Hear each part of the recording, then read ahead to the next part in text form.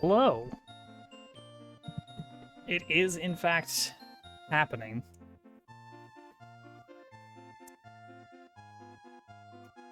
So, we're going to start with some Team Fantastic grind because I'm a little bit behind. Let's go over to the website. What a beautiful Team Fantastic website we got going on here. Look at this beautiful piece of art here. I want to look at uncleared levels. Okay, the highest uncleared level I've got is got a pair of 6s. Great. Cool. Great website. Look at that. Look at that animated background with parallax scrolling. Let's just take a moment to appreciate that. Everything just kind of sliding by there at different rates from the clouds. Turn it to night mode. Actually, I don't care too much for the table colors. I should have fixed that a little bit. It's very subtle.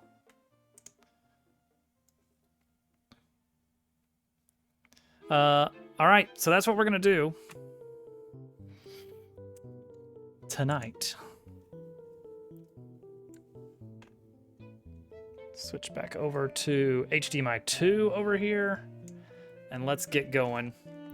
We have a long way to go because whereas formerly I had cleared all levels in Team Fantastic, I now have 186 uncleared levels to power through. What a Dabble Worlds ripoff. I know, right? No, wait, don't read notifications, thank you. Oh man, Joy-Con drift. It's been a while.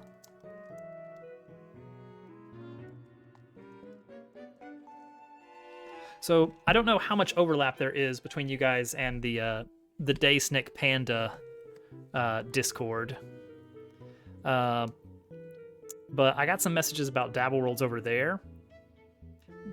Somebody has a controller that has the weirdest implementation I've ever seen of that was a warm-up of the axes, and I don't get it, and I would really love to see it in action. I don't think that's gonna happen, but that's fine.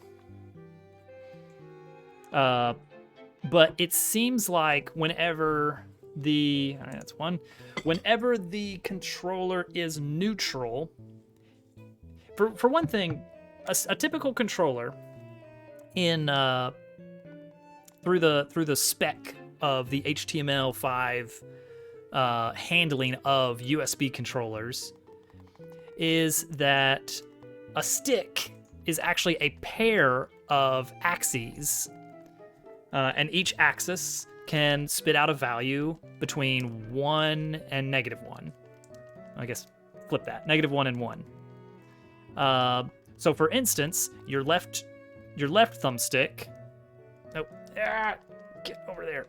Your left thumbstick will have the first axis be horizontal position, full left being -1, full right being 1. Whereas the second axis will be the vertical of that stick. So down being -1, up being +1. And if you have the controller completely neutral, then both of those axes will read as 0. Oh, gotta go full speed on that. So, what am I building up to? What is the grand reveal here? Typically, your average controller is gonna have 4 axes. 2 for the left stick, 2 for the right stick. Duffy's controller has 10. That in itself is pretty weird. But on top of that,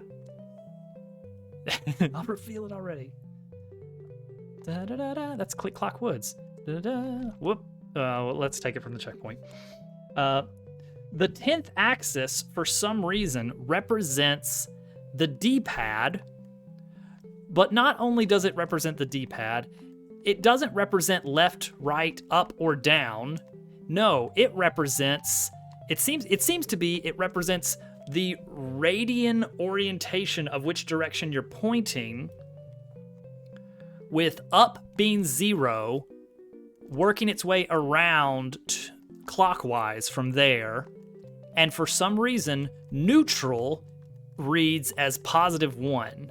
So up reads as -1, and then you work your way around to down at like almost 0, and then all the way down to, or all the way up to +1 when you hit neutral. Which is, that's definitely weird. Does that controller work with it? See, that's what I'm wondering. Like, how in the world is that managed by any game ever? And of course, my game treats all axes as pairs. It basically says, I don't know how many sticks your controller has, but if you are inputting movement on a stick, I'm going to accept that as stick input. Exactly. And I made the brilliant decision of going completely library-less and building everything from the ground up, which I love because I like to do the fun stuff, the intermediate layer stuff. I like to build all of that, but that creates problems. All right, about 5 from the left there. So my plan is to ignore stick inputs on any axis that has never been at neutral or neutral-ish input. Ooh, okay. I actually need to control that jump a little bit. So for instance, for axis 9, as long as he doesn't position his D-pad in such a way, then it just won't read input. And this will at least buy him enough time to remap that button to whatever he wants. Because that's the thing is, like, I put a lot of work into making controller remapping possible. That was an annoying thing to do. I had to rip out a lot of code. Hello? Right button? Okay, we're good. Are we good? All right, I'm positioning my Joy-Cons right next to the Switch. I miss the days of wired controllers, I gotta tell you. Call me an old fogey. All right, that one was on me. But yeah, hopefully that will let him position, map. Okay, that was the controller. Map the buttons however he wants to. I don't know if it's just this red one, this red left Joy-Con, that occasionally just loses signal for half a second here and there. And interestingly enough, it does not go neutral. When the Joy-Con loses connection, and believe me, I know what I'm talking about because this has happened so many times. What the Joy-Con seems to do is when it loses connection to the Switch, it doesn't go neutral on the inputs, it just carries on with whatever the last signal it received was. So if you're holding left and then the controller disconnects, doesn't matter what you do, it's going to keep on inputting left. Grim Tom Bobulus, welcome. Whoops. I am mostly doing Team Fantastic grind tonight. I'm way behind. I have 186 levels that I have to comb through to clear here.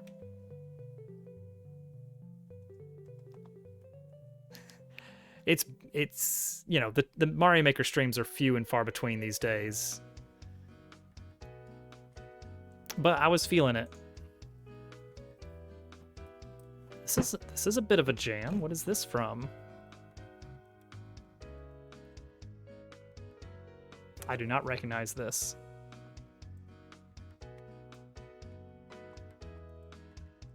Okay, a little less on the control jumps.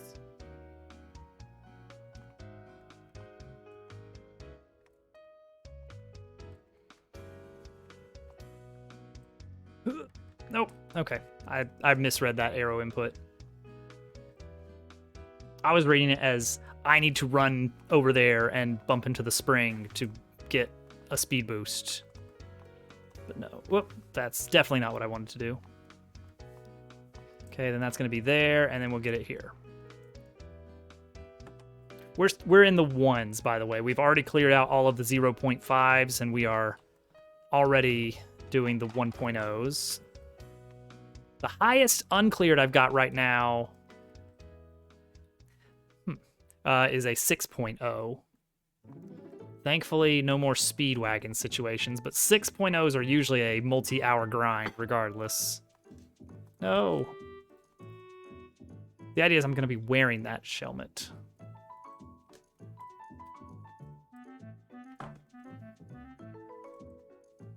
This isn't the original, is it?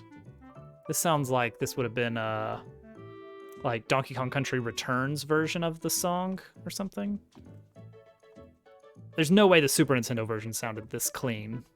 Would that please go to the left? Speedwagon is best girl in anime. I don't know if that's actually an anime thing or not.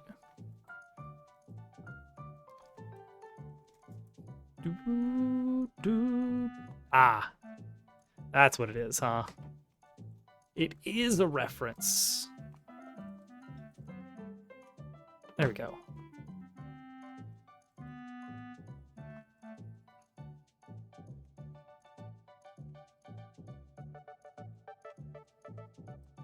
Oh, that is okay.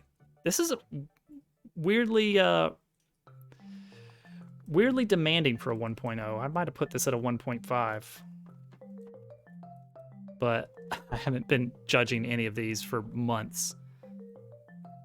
Ah.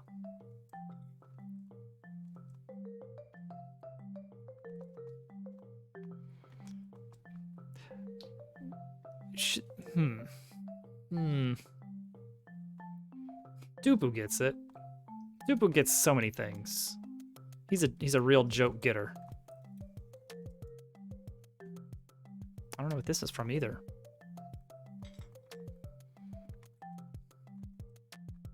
Okay, gotta control a little bit of these jumps to line up on that. Apparently gotta hit that one right in the middle, or else I'm gonna hit the side of the bucket.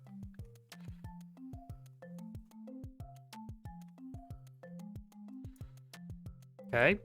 This has gotta be the end, right? Nope. Jeez. All right. That did not feel like a 1. But I liked it. Thank you for the GGs.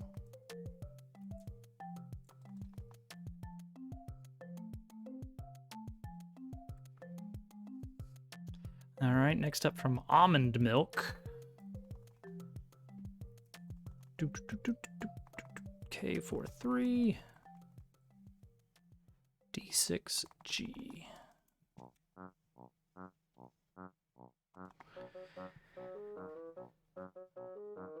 Ant Trooper Alleyway.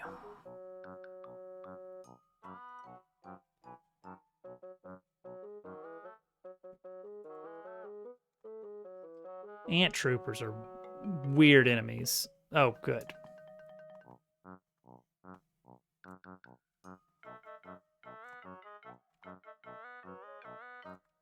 Okay, so we're freeing him.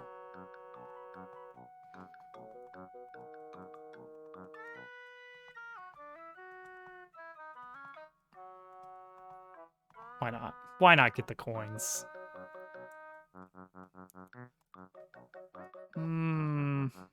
The optimum strategy would have been to... Whoops. Start with the one on the right, I think. Not that it matters anymore. Ooh, all right. Well, this is a head scratcher indeed. How would you optimize this room to go like absolutely fastest?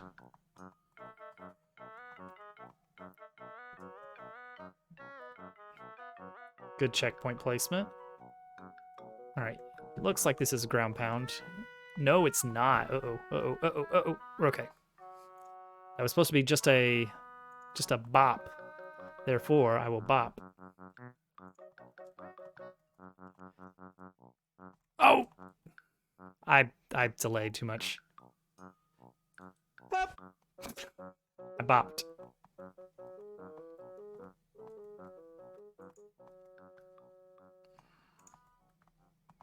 Yeah, see, that's fine.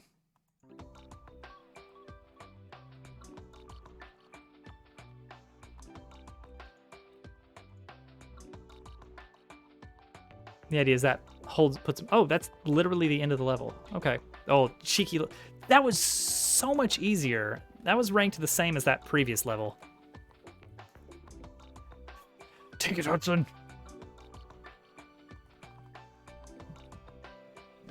Classic Hudson.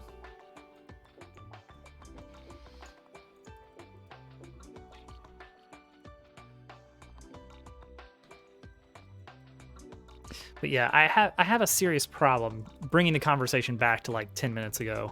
I have a serious problem with just not using libraries for things that already have been solved.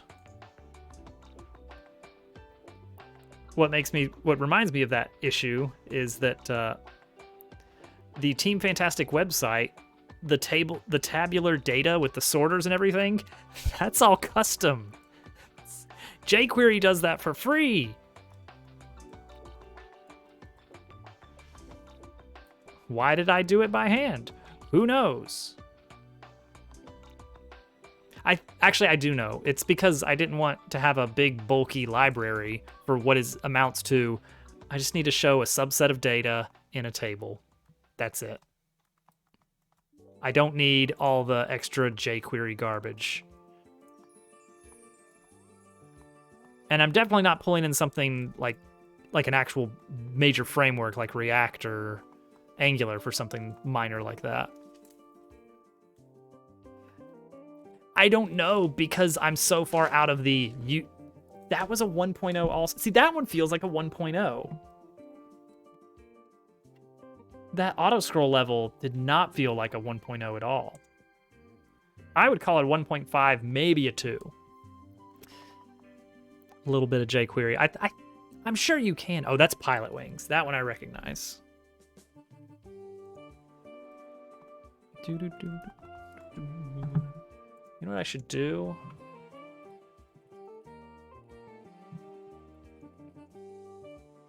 I should post on the Team Fantastic.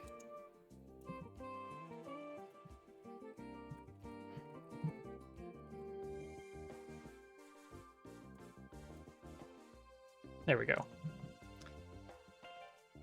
It's still one big thing. That's ridiculous to me. All right. Well, apparently you can't then. That really surprises me. Because it's like, all right, tabular, like a nice little table of data that I can get paginated. That's not a big thing.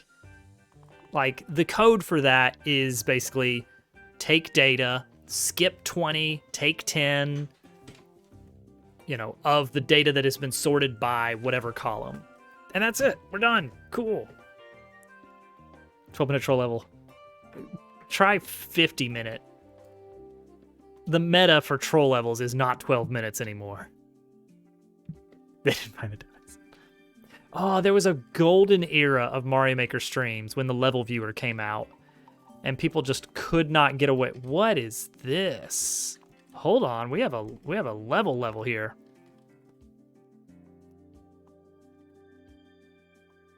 Don't want to make it all one YouTube video. That makes sense. Holy. That was the golden era. It's like it was available, but not everybody knew about it, so they were still kind of trying to get away with I've got a really hard level for you to try. And it's like, do you now? Can't help but notice right here that this pipe is enterable. Because I could just have that open in a separate tab and just like do a little cheeky check. Oh, that's a good setup. Oh, geez. Okay. Bop, bop. Bop, bop, bop. Cannon. Oh, boy. All right. There is a play my level redeem. If you absolutely, positively need me to play your level.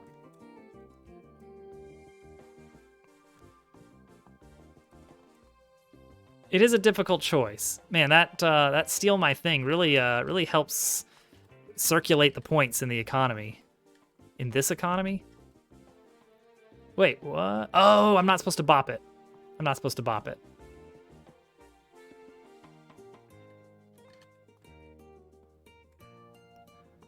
Ugh. Okay, well, that cannon's gonna shoot something. Something's gonna happen here. Okay, so it's more like, oops. Oh, okay. Switch back. He is a dupster.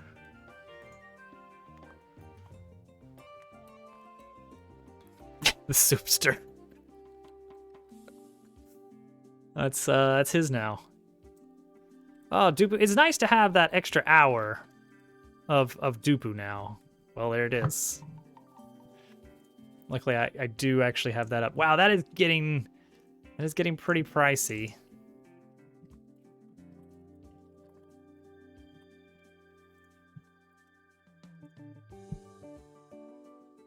All right, now we know what Mario's moves are, so we're ready.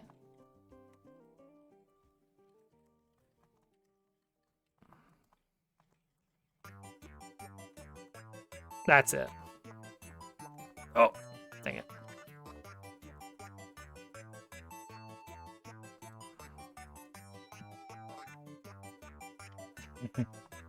Now we've got inside information.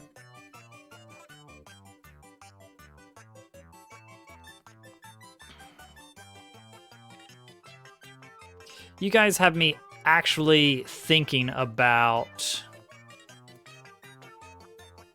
1,000-year door engine stuff. Very cool. Very cool. And with practice doors, that's very, very forgiving. I love that.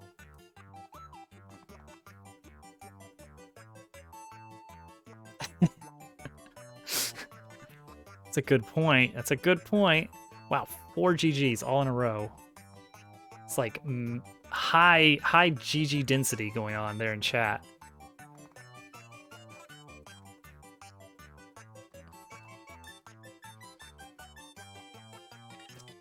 There we go. Fishing out those last remaining GGs.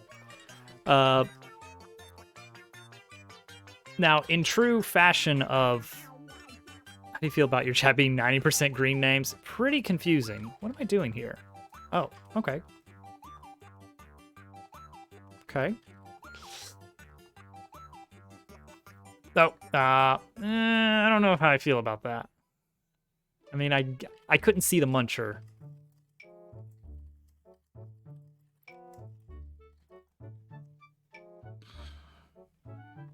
I would at least put a blue coin there.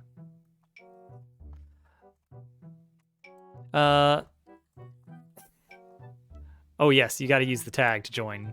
So for the stats. Okay. Uh-oh. Uh-oh, we're low. More numbers, more numbers.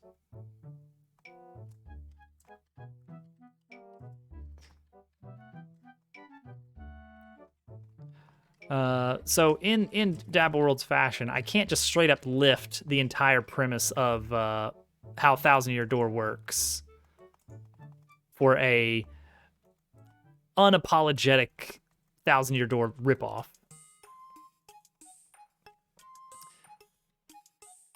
I don't know.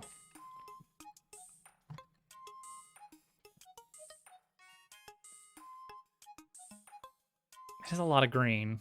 Hudson's kind of a bluish green, kind of a teal.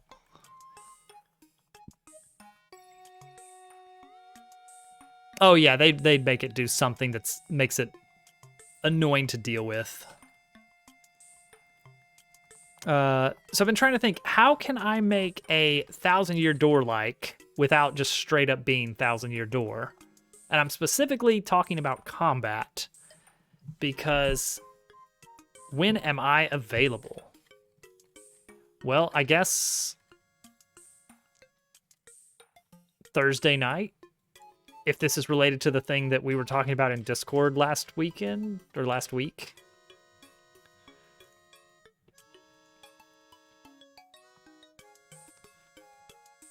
At this point, I don't know the details of the question. I don't know the nature of this question. Oh, okay. Oh, I tripped on a muncher. Okay.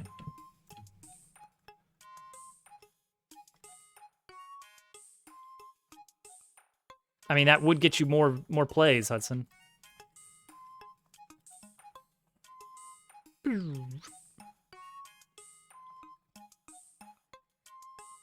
we go. Oh, wait. Oh, I threw that off. Streamers. Oh, okay. I've got to wait for that.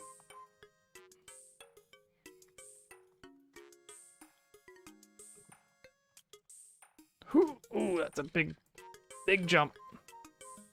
Yay. Oh, if he snuck something in with those 1-ups. That was a good one. From 2020 and not even a good level. Maybe somebody got it in Endless. Like a streamer, I mean. You should Google every maker that recently played that level.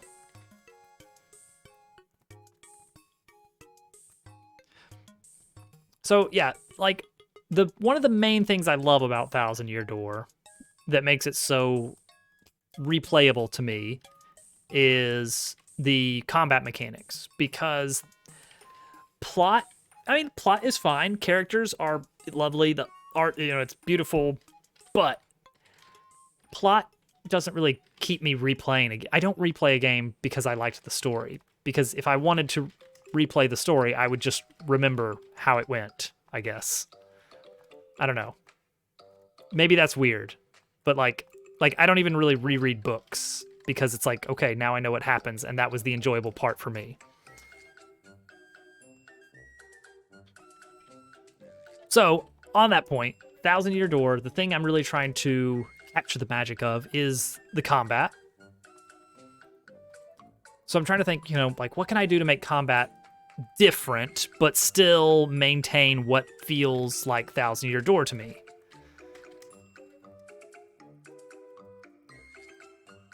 Oh, I could hit that again. Would that break something terribly? Guess not. All right, that's page 1 done. That's 10. Oh, lucky. I would love to be able to, like, reread some Discworld novels for the first time. Oh, there's Booster with the 0.6 seconds faster than me. He currently has the most clears in Team Fantastic. He is at position 1. I am at 2. Like, I've got a shelf full of Terry Pratchett books that I'm basically just waiting for the years to go by so that I will eventually let the plots and details slip through my memory, and then I can go back and like read them again for the first time and enjoy all the little moments. I still have maybe like 2 or 3 Discworld novels I have not read yet. But I don't know. I've kind of been holding off on reading them because I just don't want to be like done with all Discworld books.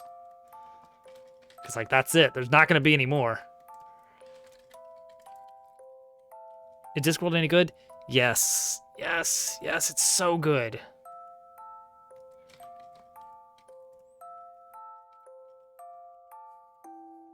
It's amazing how densely packed those books are with just comedy and witty societal observations. Like it's just such a degree of where am I going? Okay. Weird. Oh, okay. We're done. It's just really jammed in there so densely. It's like you can't go a page without multiple very witty observations or hilarious moments. More freedom of movement.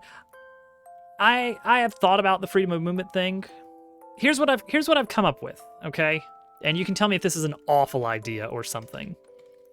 So I like the one-dimensionality of Thousand Year Door combat. Well, it is two-dimensional, you know, doing stuff rather than just blocking. You mean dodging? Yeah, the Mario and Luigi games, Superstar Saga, Partners in Time. It was basically just more complicated action command blocks, but still. I mean, that's a possibility. What I was thinking about was, I think I needed that. Yep, somehow I missed grabbing that.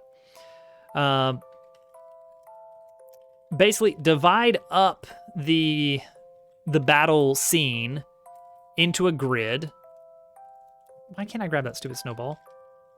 And make the empty spaces actually matter in some degree. All right, Thousand Year Door, that snowball. Thousand Year Door had a very, very few set of attacks. I can think of maybe 2 or 3 attacks off the top of my head where enemies' actual position mattered. Like, usually it was just, it was just, you only cared about what enemy is first in line. Oh, I need to kick that. What enemy is first in line, and are they in the air? And what enemies are in the air? And that was about it. Like, you didn't care about, like, oh, this enemy is really far to the left, and this one's really far to the right. Didn't make any difference. So, actually, I'll probably need to get out MS Paint or something to explain exactly what I've got in mind.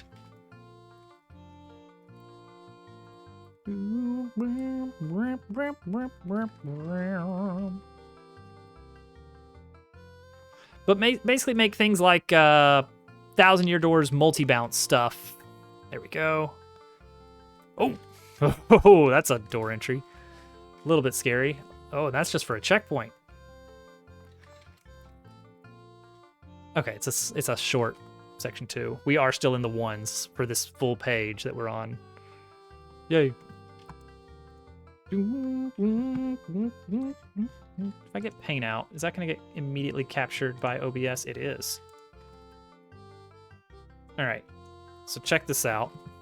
Imagine, if you will, a line. Imagine there's a bus. Okay.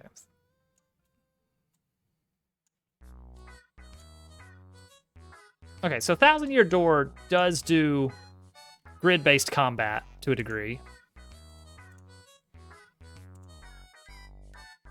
See the bus. You can see the bus.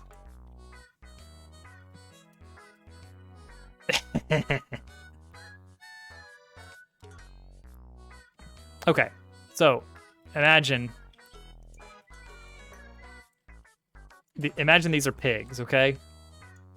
All right, in Thousand Year Door, what you've got is basically Mario, wahoo, wahoo. He can either hammer the first grounded enemy, or he can jump on any enemy. I mean, now there sometimes are consequences, like if it's a spiky enemy, you don't want to jump on it, that kind of thing. But in this situation, let's say we have a flying enemy, and then that's it. Then Mario can either hammer this middle enemy, or he can jump on any of the 3 enemies. Alternatively, he also has a move that costs a little bit of points that lets you jump on every enemy one after the other. Just boom, boom, boom. And, you know, if there's a spiky enemy in the mix, then that's a problem, but whatever. So I was thinking, that multi-bounce idea, you know, where you go boom, boom, boom, that's cool, but what if the enemies were arranged like this, and what if empty space actually made a difference? Okay? Let's go. Mushroom Kingdom, here we come. So if I want to use the multi-bounce in Thousand Year Door, it's still boom, boom, boom. But what if we mix that up a bit and say that empty spaces matter, and if you try to do a jump chain, it's just boom, nothing. That's the end of your attack, and then you go back. So what if instead you have someone else in the party first have to use an attack that pushes an enemy back one, and then it's your turn, and then you're like, okay, now I can hit all three of them to get that little bit of extra damage. Huh? I don't know what that is, but yes, exactly like that. On top of that, why not have, have the big pigs in the mix as well? Make them so that some enemies are bigger than a single column, and so that doing the multi-bounce actually hits them twice, so you can do extra damage to them by using certain maneuvers. Add into this, on top of this, add in an extra row so that you have some flying enemies, all right? Add in some flying enemies to the mix. And now things are getting very complex very fast. So you could bop, bop, bop, bop, or you could bop, bop. But you couldn't bop, bop, bop. All right, right? Okay, anyway. Okay, I have to actually close this for it to get off of the scene.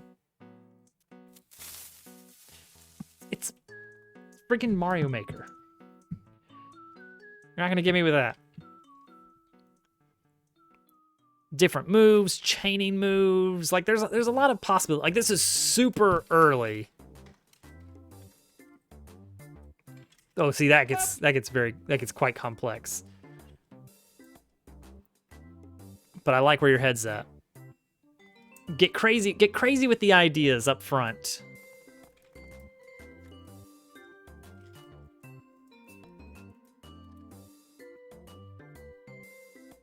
It's very similar to Mega. I mean, I don't know Mega Man Battle Network Grid either. But mostly my thinking was on the idea of like, what did Bug Fables do differently that made it like a very obviously self-admitted 1000-Year Door, or I guess maybe more of a Paper Mario 64 inspired game than 1000-Year Door, but whatever. Let's not split hairs. Like, what is it about that made it different? And I would argue that they did mix up the battle system by allowing you to, like, pass your turn to another party member. There were 3 party members. They weren't like the regular sort of partner thing that 1000-Year Door has going on. Yeah, full team action economy. You get 3 moves. Normally, each character gets 1 move, but you can actually pass your turn to another character at the expense of their attack is lessened if they get an action passed to them. That's cool. That's actually very interesting. You get some very cool like synergies going on there.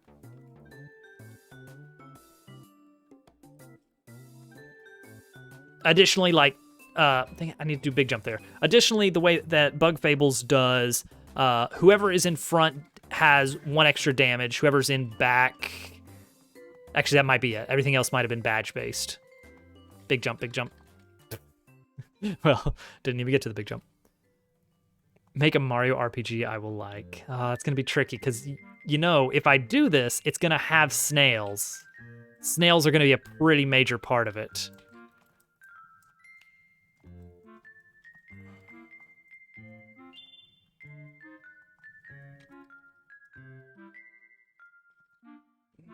Oh, geez, that's I'm probably doing something wrong there.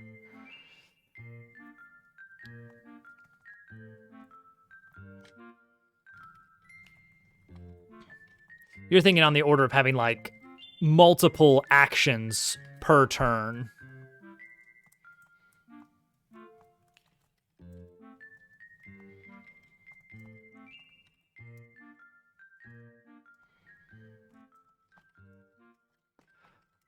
I gotta think about that a little bit. Oh, snap. I didn't even... clear conditions every time they get me. I would think it would be in the style of the old school Paper Marios, which is one main party member and partners that can be swapped out.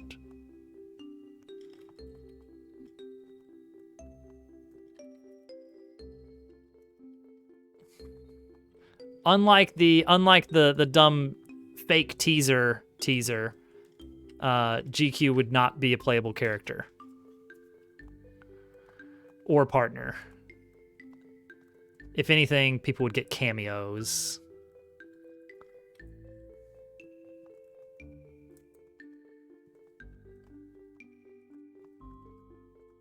Okay.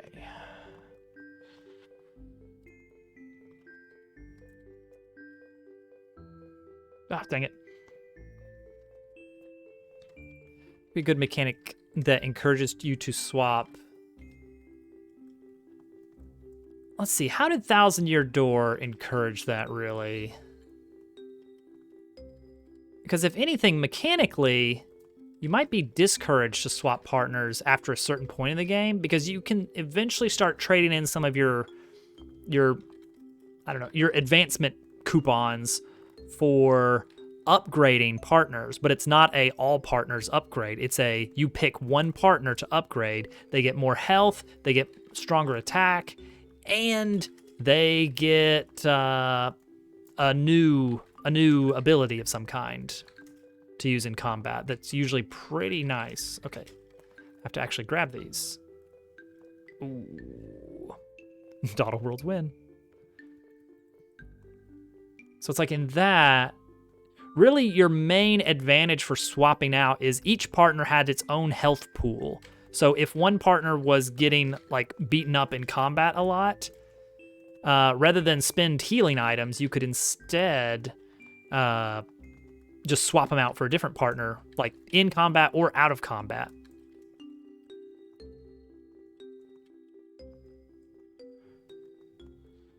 There we go.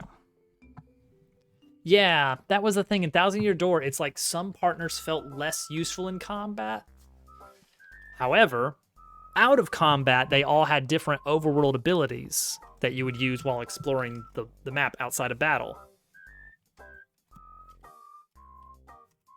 Of varying degrees of usefulness. So you had your starter, and this was the thing in 64 and Thousand Year Door. Your starting partner was the one that would basically be the help me, I need a hint on this room's puzzle kind of thing. Like, how do I advance in this room? Please give me an extra hint.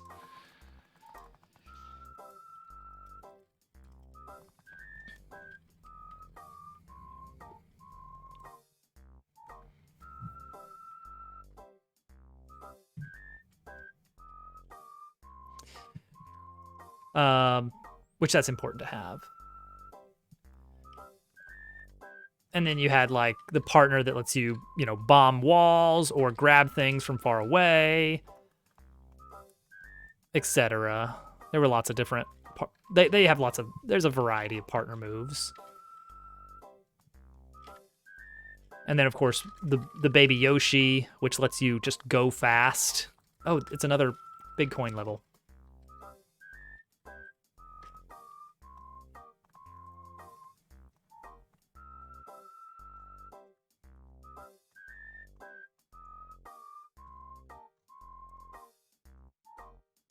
So I need that big coin. Ooh, that's an ugly jump.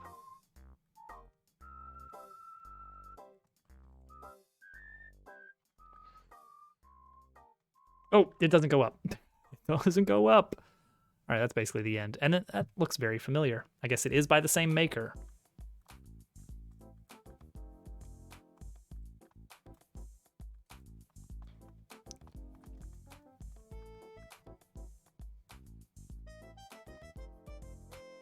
I don't think I'm too worried about like a single partner getting a lot of use, as long as they're not like absolutely overpowered. It really comes down to, if you like them, go for it. That one felt much easier on the ending. Much bigger window. We got 5 more levels by this guy. And I remember he's got some very similar, like he has a pattern with his levels. So we're gonna see levels that look very much like that. Not necessarily the same style or anything.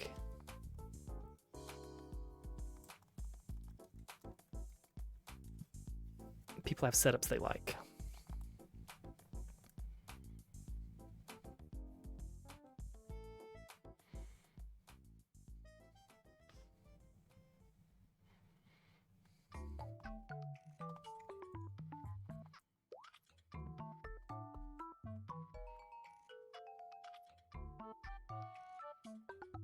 Okay.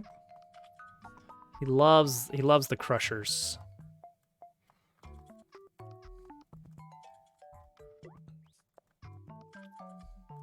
Oh, I read that very poorly. I shouldn't be having to redo rooms on the 1.0s.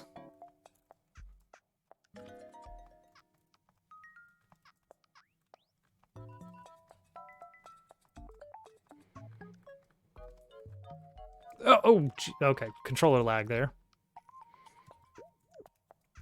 I don't think that was my finger slipping.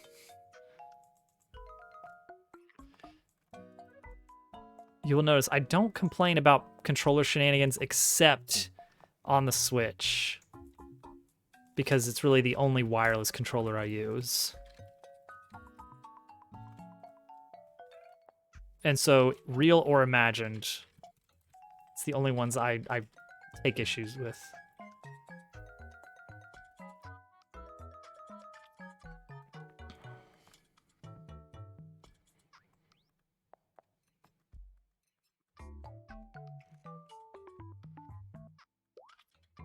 Okay. Can't duck under that. Oh, okay. He wants me to be on the far left of it. I could steal a spring. I don't know what I would do with it, but I could totally steal a spring.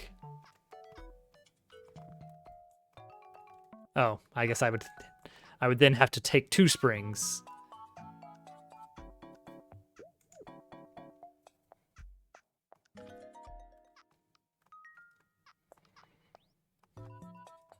I'm gonna have to learn a lot of like full-on 3D modeling, texturing. I gotta figure out UV mapping again. I've had to think about that in a long time. There we go. That's what it wants me to do. And then Unity in general, just actually learning how to do that.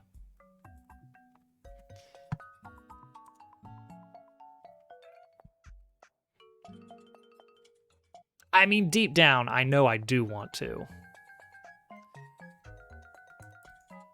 Now, whether or not it's going to be the next big project I work on or not, I don't know. Like, one nice thing would maybe be to flesh out the greater Dabbleverse a little bit more.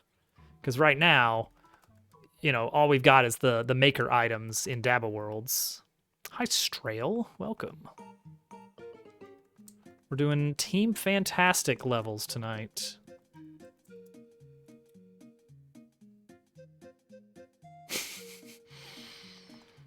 Because I know Al wants the Dabble Dragon to be canon. Germ has been broed. A bro too many. See, look at this. There's more crushers. The guy likes his crushers, you know?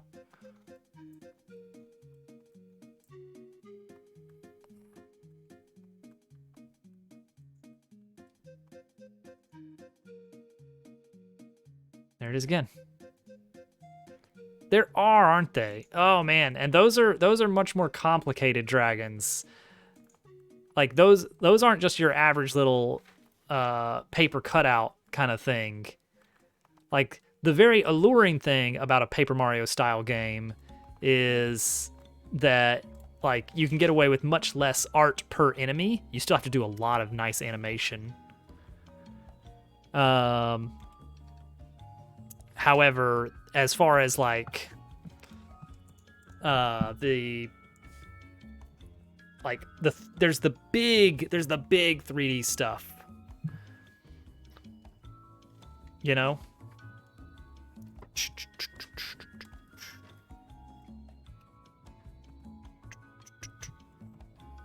Like what were the three dragons? There was Hooktail, Gloomtail, and Bonetail.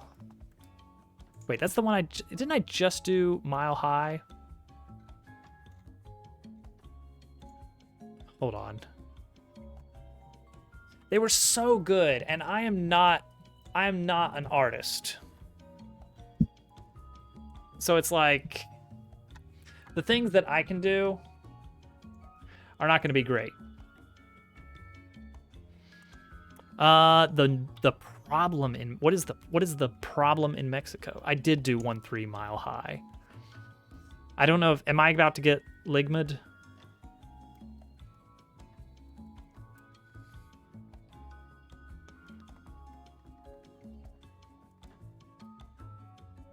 RBN. This sounds like a setup. You better not. CVG. That's the one. That's the one. There we go. 1-2 Frozen Cavern. And then 1-1 The Journey Begins. So we're going on a whole adventure in reverse. Do.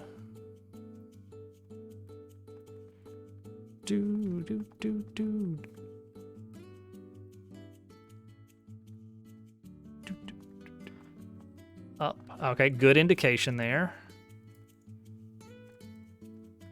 That up arrow. Oh, okay. Go.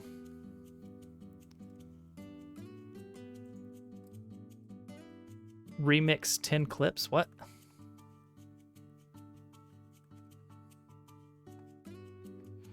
Oh, I can do... I don't know if I should be doing this. Hold on. Did I do that right or not? I don't know. I did it, whatever it was.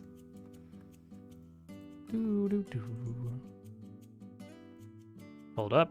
There we go.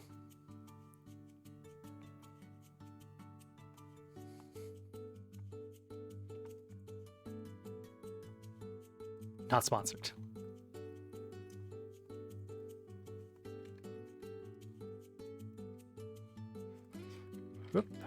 Whoop. Everybody loves a good ride the platform level. All right. Mom says it's my turn on Germ Dove's account.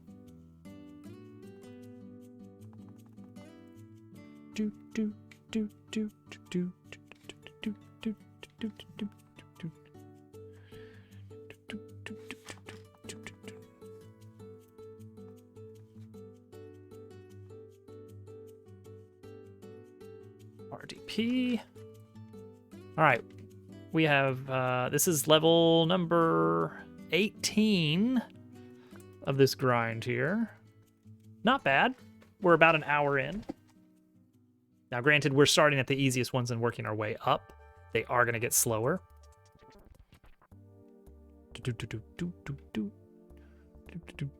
What was that guy's name? Whoops. Strail. Strail, I don't know if you were like planning on building up to something with that. Whether a Ligma joke or actual conversation, but you're more than welcome to continue with that if you, well, unless you've already left. Then you cannot physically. Oh, that's the end. What? This is a 1.0 and it's like 10 seconds long.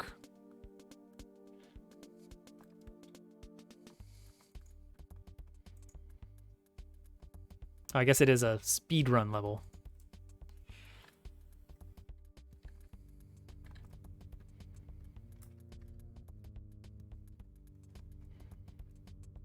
Here we go.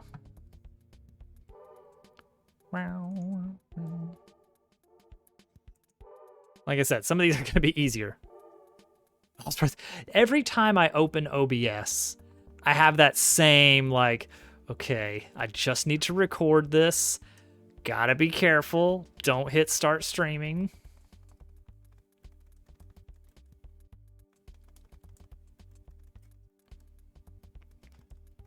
Because I found that, like, in addition to the actual streaming stuff, OBS is very convenient as just a screen recorder.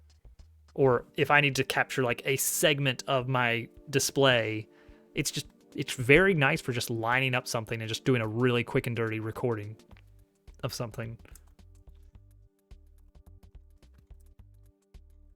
Ugh.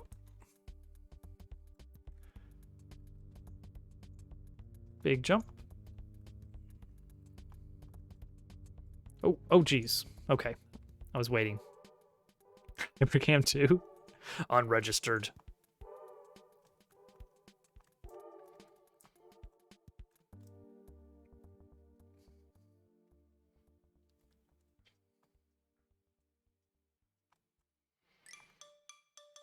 See that? I want to just hold run, hold right. It is ingrained in all of us.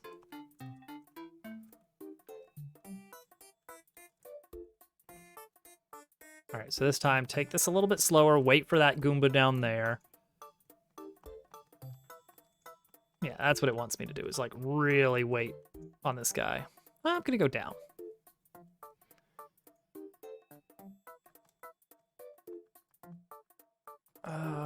Don't want me up there, apparently. It's a very suspicious looking bridge up there, but I don't think I want to go up there.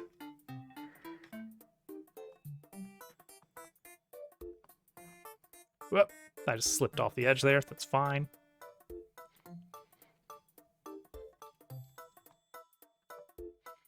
So, on the topic of like doing an RPG in a system like Unity,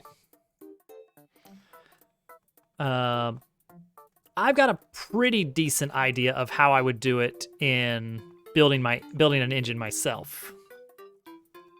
But like in something like Unity, oh geez, that guy he just pops up there. It's like I'm much less sure on the normal way that things should go.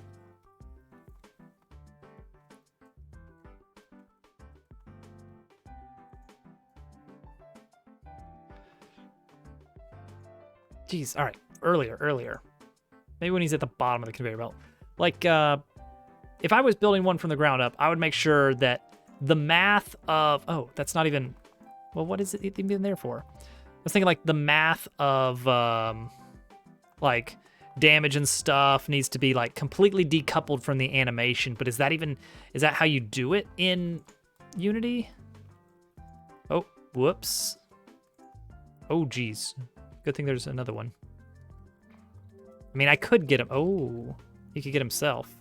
There we go. Whatever. Game Builder Garage. That's what Unity honestly feels like. In some of the stuff I'm doing with it, it really feels like it's kind of this kind of like makeshift, like, okay. And then when the bullet hits, then deduct health, and then that ties to this invisible item over here that's holding this data. And it really feels like everything is just kind of like strung together. It's like deep down what I want is like to see a very straightforward small snippet of code that's like, here is a battle's process. This, process status effects, and this.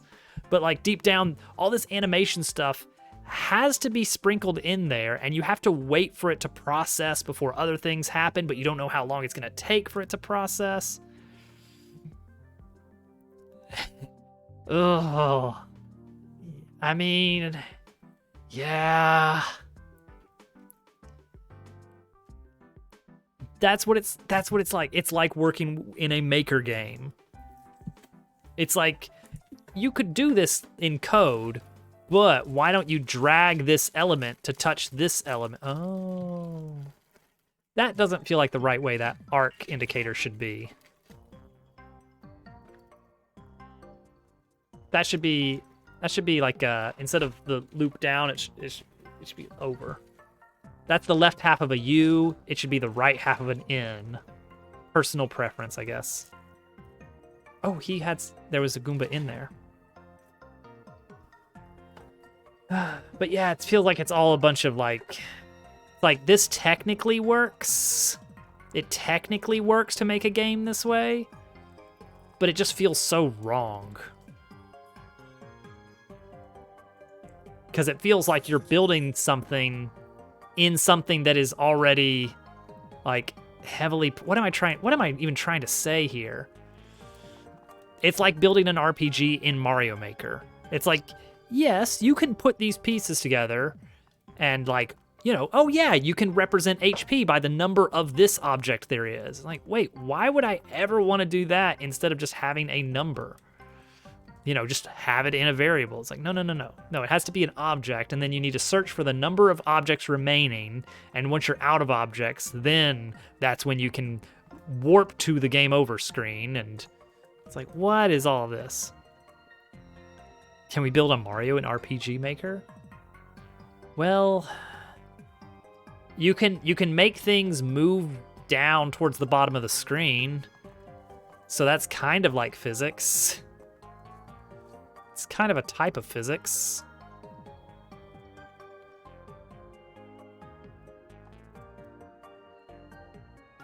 Stomping Koopas.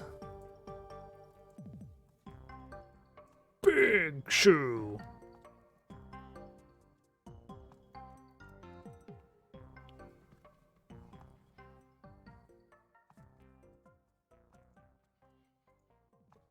Ooh, I feel like I'm a little too early here.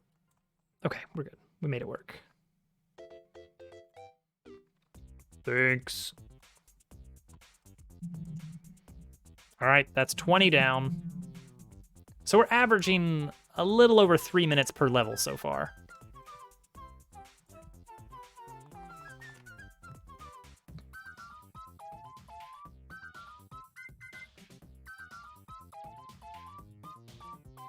Actually, you know what? To some degree, that is what Unity feels like. It feels like a slightly more open-ended RPG Maker. If that makes any sense at all. It's like... It looks like it is really built for a 3D, vaguely physics-based game of some kind. And it's like, anything you're doing aside from that feels like you're kind of like, yeah, technically you can do this. Yeah, I guess. I guess you can build a 2D platformer in this. I guess you can build an RPG in it. I mean, you've got all this physics engine that is just going to waste. But yeah, go for it.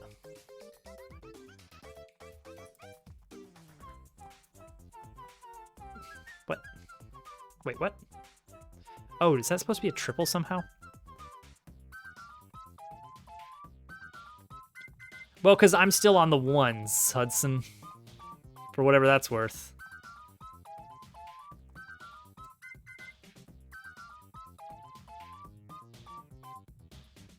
I feel like I'm supposed to have a triple jump going on there.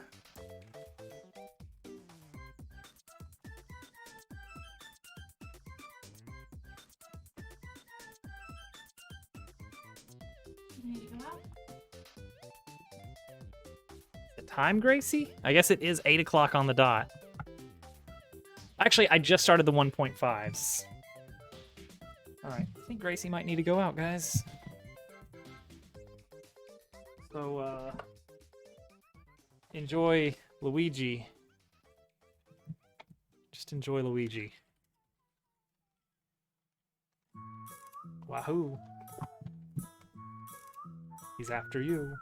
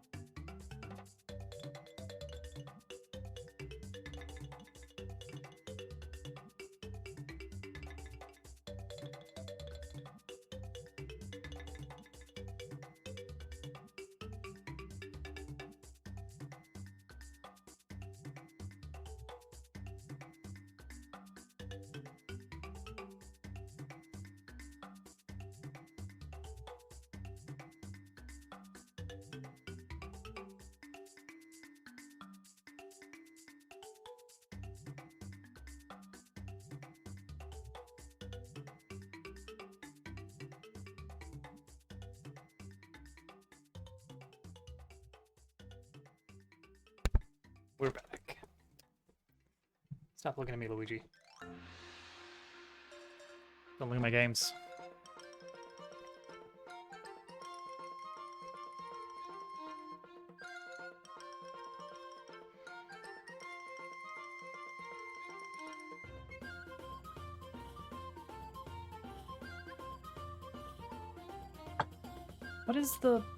What am I missing here? Is this somehow supposed to actually line up to be a triple?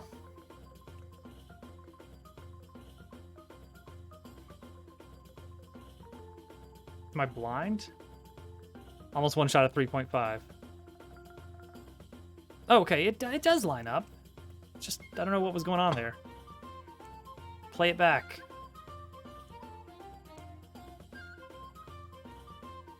That indicator is super backwards.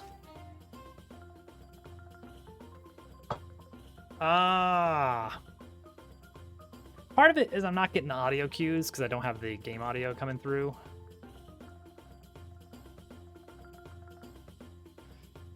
Apparently, I rely on that more than I thought.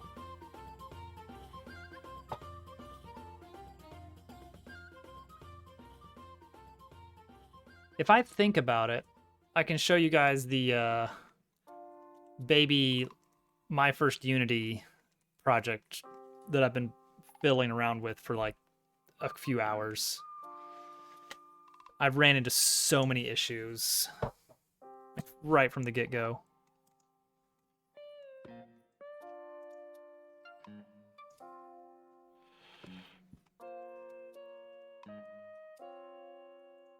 Like, from the very beginning, I couldn't get IntelliSense to work. For no good reason.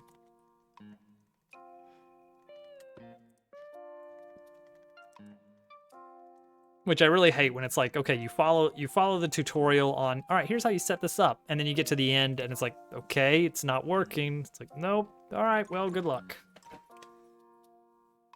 That's a lot of flops.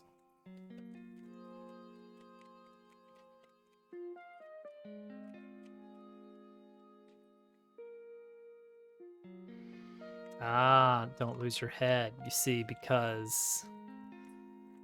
Oh, geez. All right.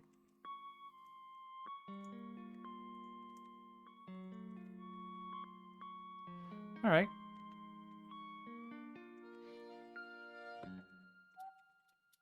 Oh, geez. Uh-oh. Uh-oh. Problem, problem, problem.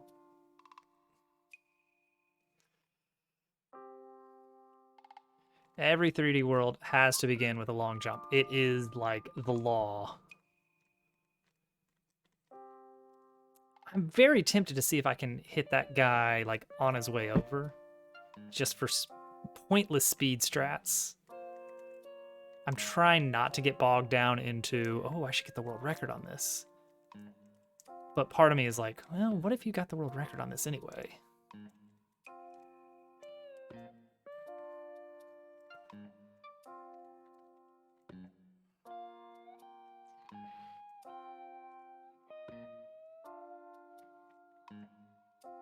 Oh, jeez. Naturally. Yep. Yep. Cool. Cool, cool, cool. Right at the end. Love it.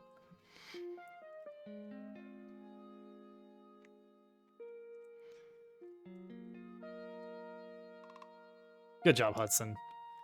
I'm working my way back up to those uncleared 3.5s. We are currently... Yeah, we still got a whole page of 1.5s. Turns out when you go, like, several months without playing these, they do kind of build up a bit.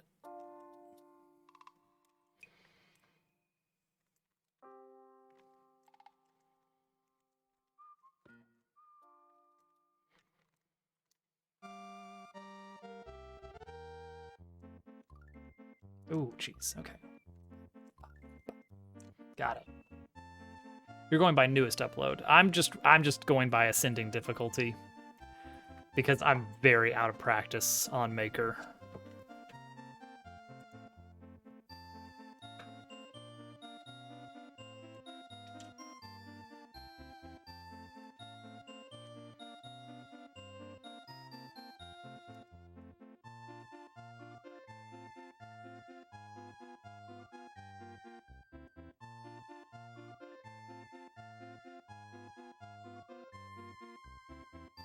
Oop, uh-oh. X.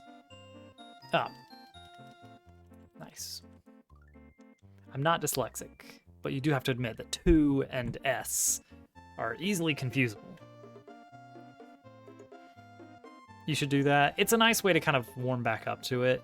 And you cut through more levels overall, like speed-wise.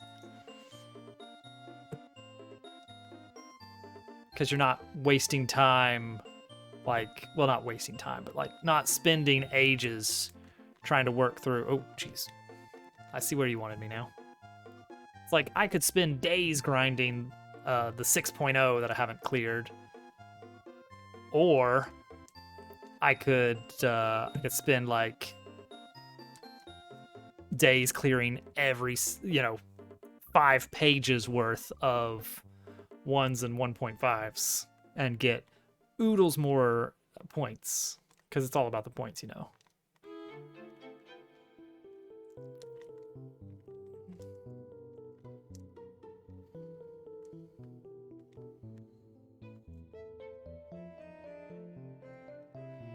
Oh, that's it. Easy peasy.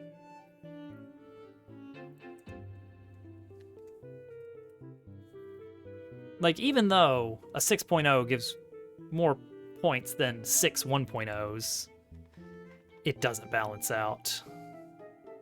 Exactly, Al. You get it. I like big mushroom levels.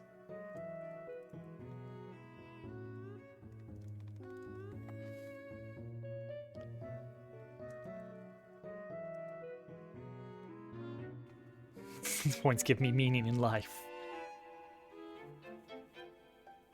Shell and spin. Uh-oh. Shells. We're not having to throw these shells and then jump off of them, are we?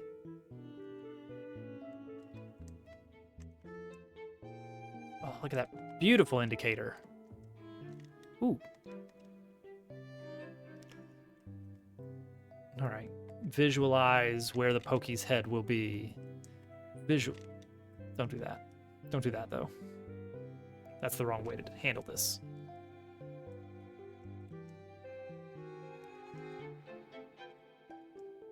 Oh. Oh. No.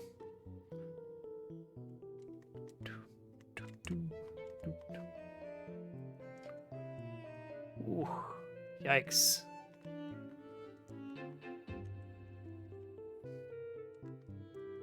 Do we need to... Are we trying to race that P or what?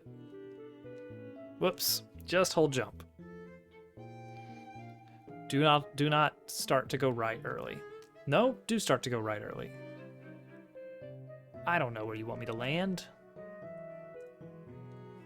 Not there. A little bit to the right then. How about that? That's it.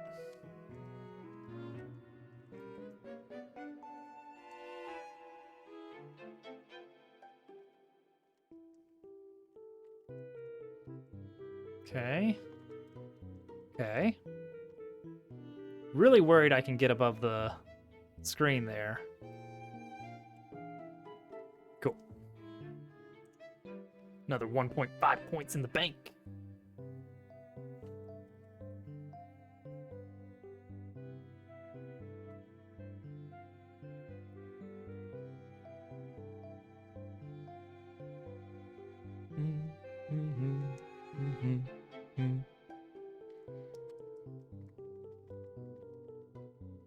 Oh, so for the Minecraft stream I did yesterday, I was playing around with that mod, the schematic one.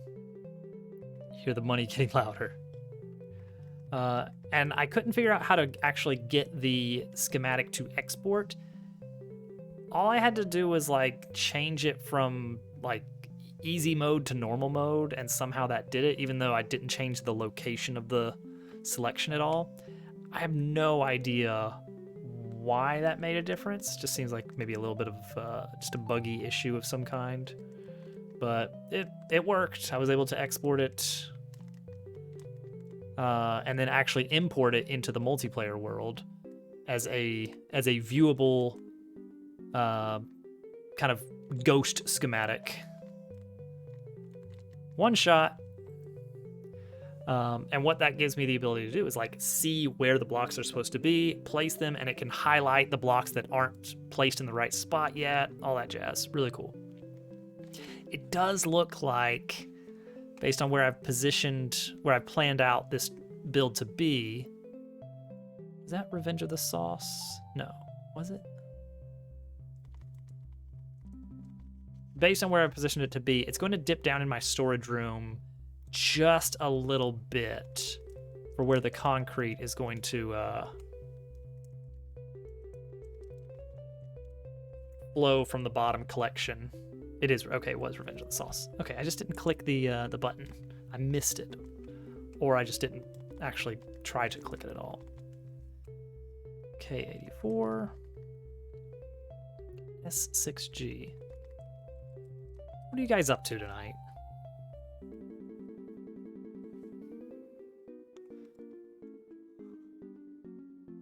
White chocolate. Hudson doing the grind as well. Team Fantastic Twitch chatbot. There is one. There actually is one already. Not programmed by me. It was programmed by Balago, who I guess he got busy at real work. Whoops, that's not what I meant to do. Uh-oh.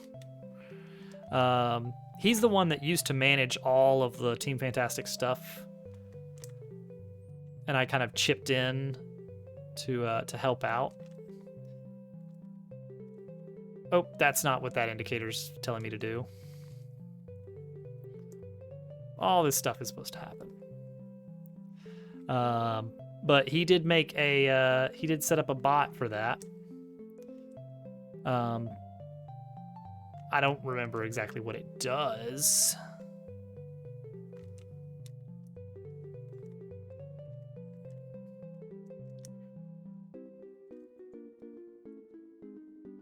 Practice door.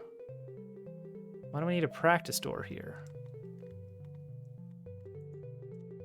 Ah, gotta hurry. Oh, that's it. 2 tricks. You gotta do 2 tricks.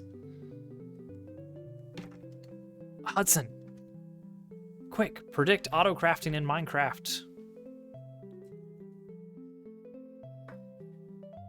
Well, I can't say that I one-shot it, unfortunately.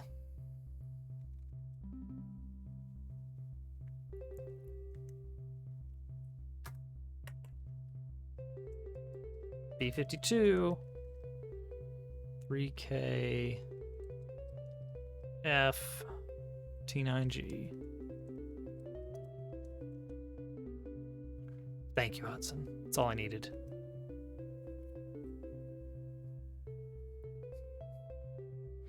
Ooh. The dreaded broken pool ring. Dupu, do you think I could get away with just telling you something like just outrageous, like pool ring? What pool ring pool? What is that? Is that a British thing? How well do you think I could have sold that? Just that we just don't have pool rings at all on anything.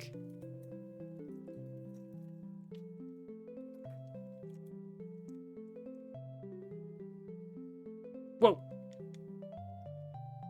I don't think I wanted to jump on him.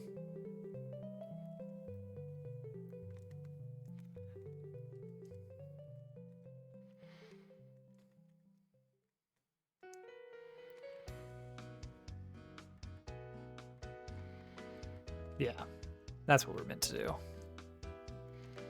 1, 2, 3, 4. Ooh. Oh, that's the end.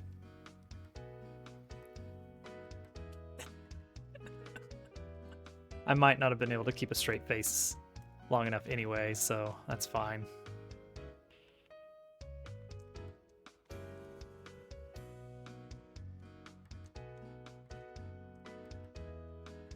One, 2, 3, 4.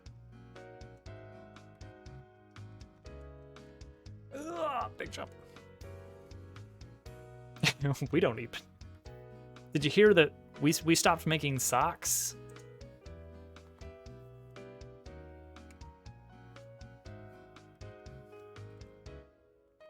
They're just out of circulation.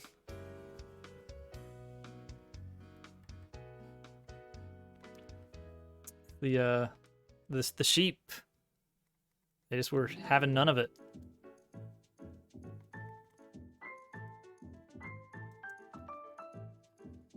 No more wool socks to be found.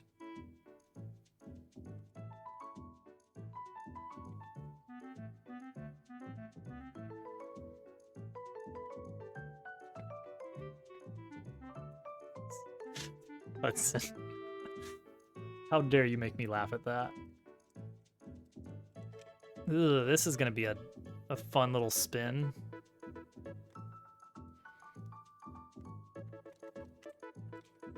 Okay, that if I delay ever so slightly.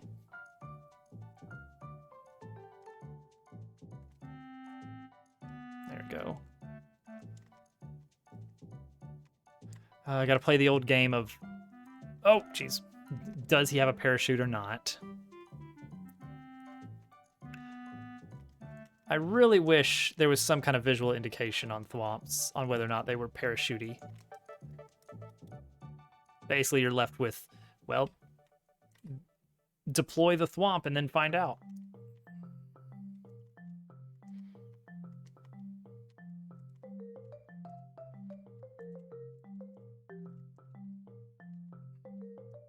I could cheat that.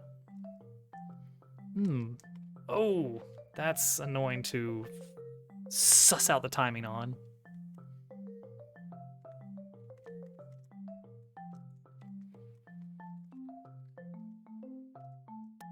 Ah, I can see it now. They're everywhere.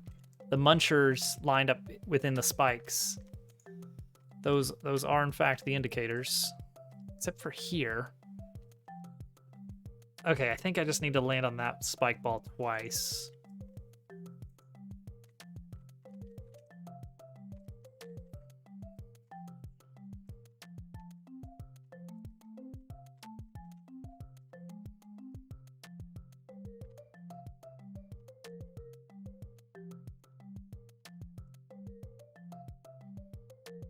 Ugh. Oh! Oh! There's a timer, guys.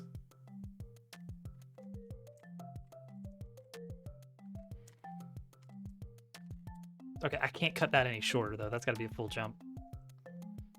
How about that? Bumping the ceiling. That's what's getting me down too fast. Right there. Okay, I can cut a little bit of that one out. Oh, ooh. Oh, thank you, Hudson. Good call.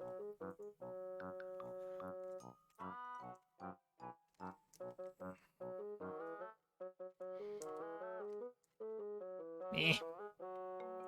I'm trying to shave off frames here, but honestly, I should probably focus on that jump near the end.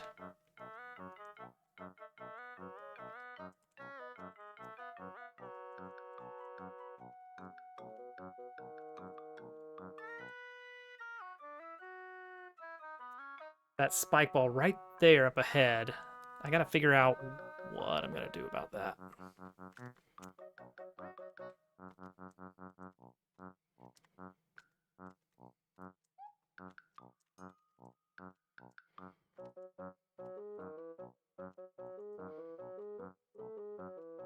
I'm trying to go too fast here.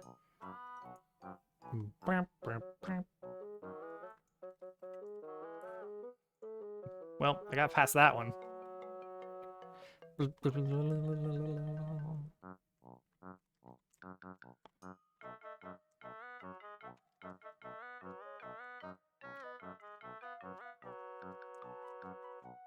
Yeah, like over the spike tops, I can kind of go a little bit extra fast. I'm trying to go too fast. I need to slow down. Can I make it to the spiny? I don't know if I can make it to the spiny in one bounce.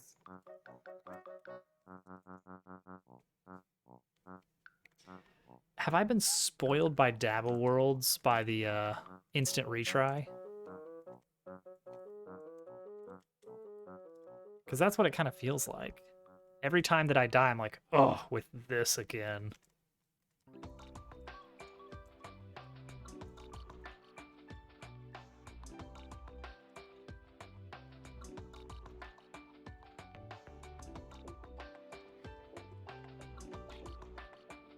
Oh, see, that one I feel like I could have made it all the way over. That retry is so good. That's why I shamelessly ripped it off from Celeste.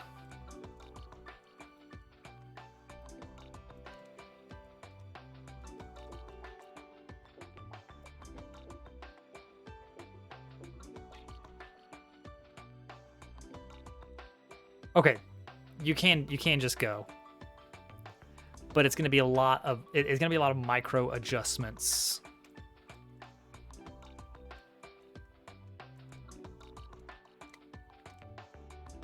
Okay, a little bit of this. Kind of cut these jumps a little bit short. Oh, I caught my toe on the pipe. Did you see that? Landing on the pipe is not death, but walking off without a spin is. Tiny jumps here to try and get here a little bit faster. There it is. Full second left on the clock that time. Much better than the timeout I had last time. 2, 3. We still have 5 left in the 1.5s, it looks like. Let me reload.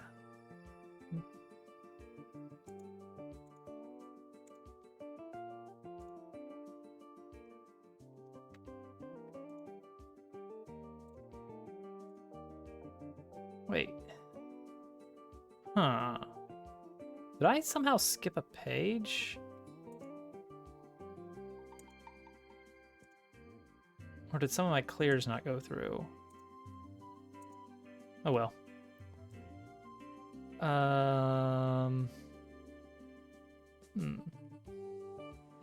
So let me check. I feel like I might have like skipped over a couple pages here, which would be fine because these are easy levels again. 1.0s, bite-sized potato chip levels. Oh no, I totally actually did skip a lot. All right, cool. All right, we're back in the ones again. I somehow just skipped a page.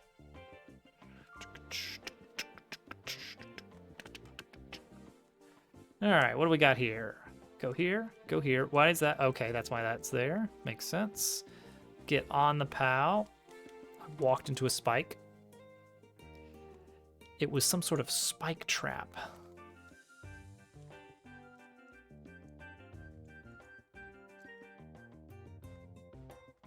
Wing, over, under.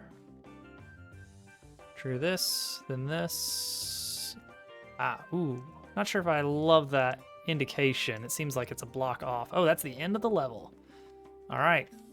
2-shot. We'll take it. –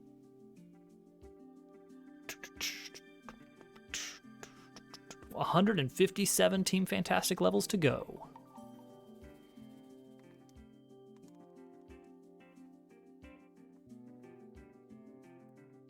One of the coolest levels that you've gotten so far. If it doesn't have shell jumps, I would play it now. If it does have shell jumps, I'm going to wait until I get to it on the list of ascending order. Night Prowler. SMB3. Is that Night Desert? No.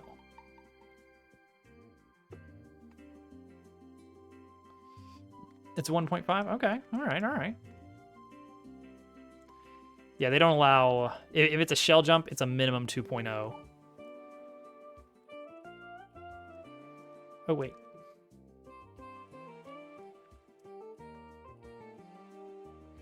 Had to actually drop the spring so I could duck. All right, we got a checkpoint. Some nice, happy little jumpy jumps. Oh, look at that. Mushroom Unity. Oh, uh-oh. That's okay. We made it work. That was dumb. All right, 1-shot. Put another one in the 1-shot column.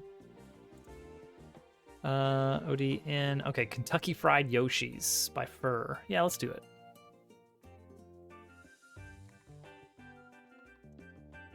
How'd you like that that save there? Just skipping running on the mushroom on the muncher entirely. That was some poor indication reading on my part, but we made it work. All right, let's see. 1 checkpoint, SMW castle. Okay.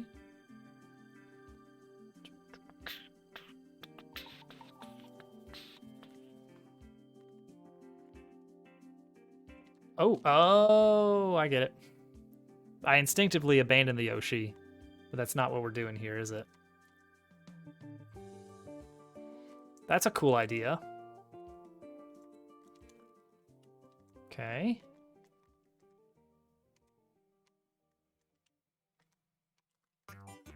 Cool.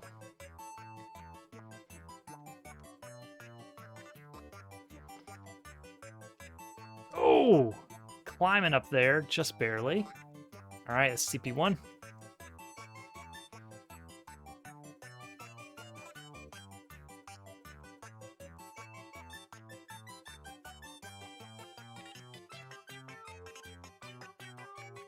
Oh!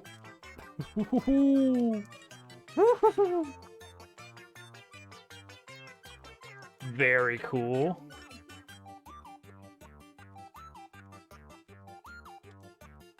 No! Oh well. That was a good... What a cool idea. Wow, gaming. No, he's fine. He didn't land on the axe. It's okay. Doo-poo. Doo-poo. Doo-poo. I'm good at Mario. Specifically Maker, though. I'm not good at actual SMW. I'm average as far as SMW streamers go, perhaps.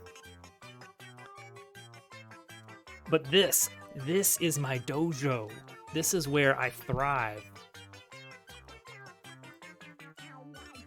This is the game that I have the hours in.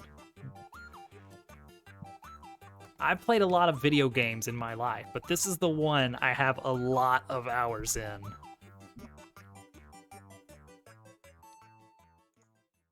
The one that I feel like I can say, yeah, I guess I'm pretty good at this one.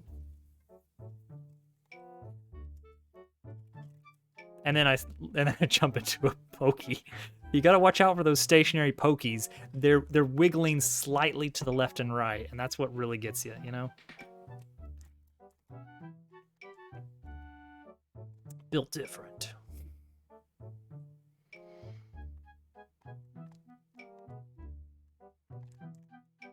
Oh, I see it now. He's gonna come back. I don't know if I care for that setup for these little short. It's like this one's okay. This one's all right, but just let me keep going. Don't make me go through a door. I'm gaming here.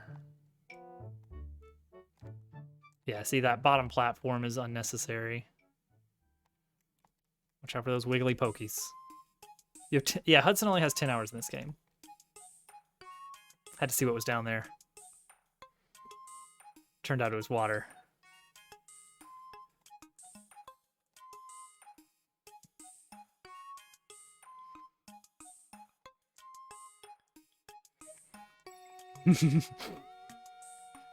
I'll take it.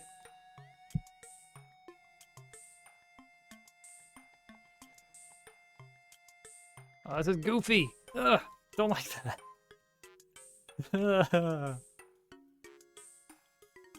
Wow, that's the end of the level. Okay.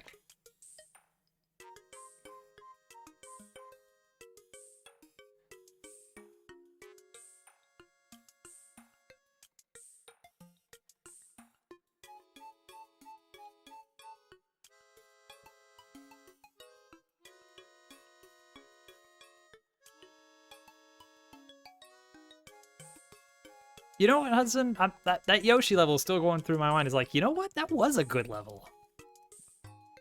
So that's points for you, Hudson. I put an extra 2% weight on your opinion now, going forward. Your reputation has increased.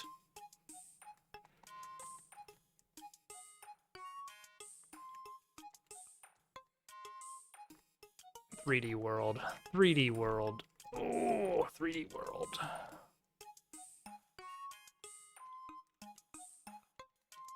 Oh! He disappeared. He doesn't have a hitbox during that time.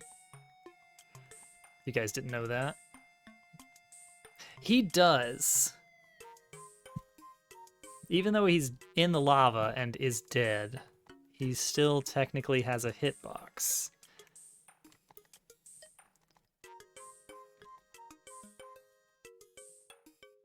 Ground pound cancel is also a thing that exists in this game.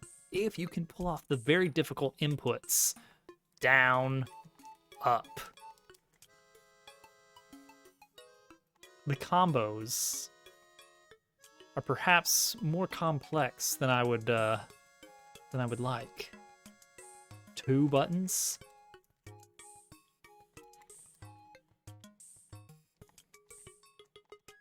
Okay, this time remember the neck. The neck.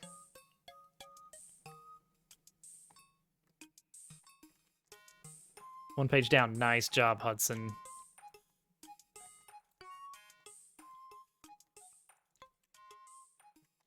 Ooh. All right. Grabbing the coin is not enough to guarantee that you're out of the woods there.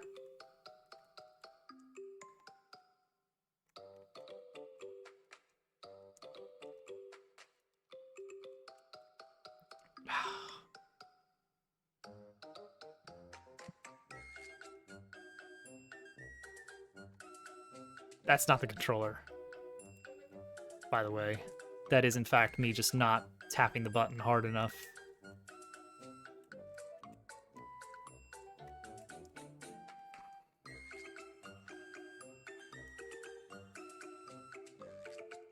Okay, little happy bouncy bounce.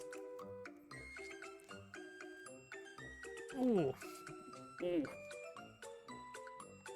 Oh.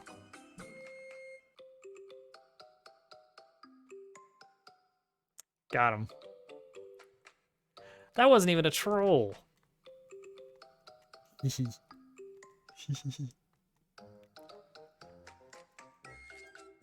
I'm quite happy that he has become a thing for some reason.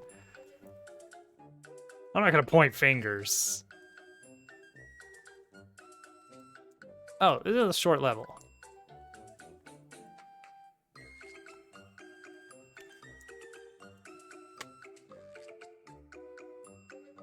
Good. I want it to be. It's so mischievous. It's just...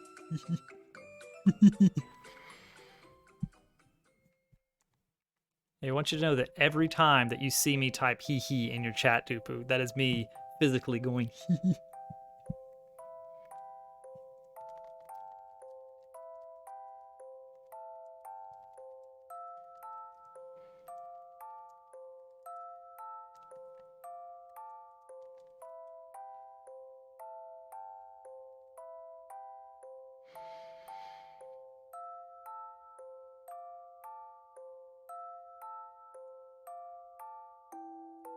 Okay. It's a very minimalistic level.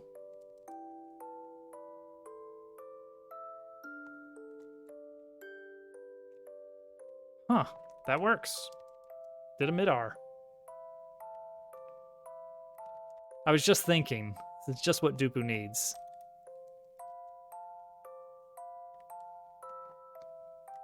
Not as late as it would be, however.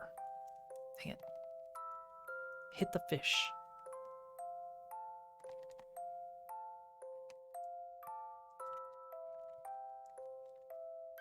Whoops. Oh no, Dupu. He can't, the man can't get his can open.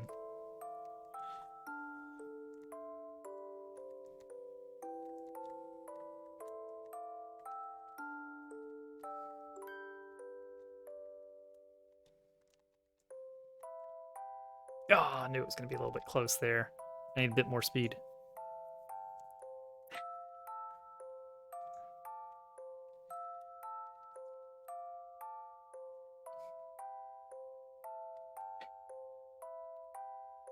Look, sometimes you gotta get creative. And you gotta get out a knife. And you gotta be willing to injure yourself for the contents of your can. No, that's bad advice. That's bad advice? Alright, pretend I did not advise that.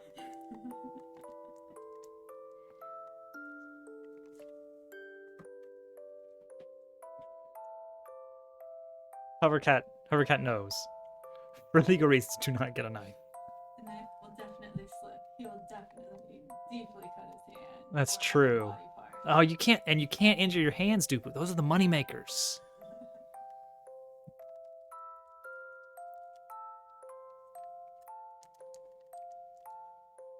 On that topic, one of my favorite conversation starters here on Twitch.tv.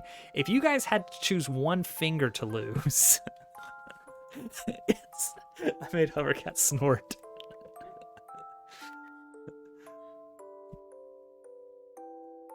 All of my finger. No, one. Limit one. What's everyone's favorite finger? Wait, no, I need a spin jump. All right, which pinky are you gonna lose, Hudson? Left or right? Pick a least favorite finger. Oh, this just spin all the way, huh? Top 5 fingers. Number 1, left index. Number 2, thumb.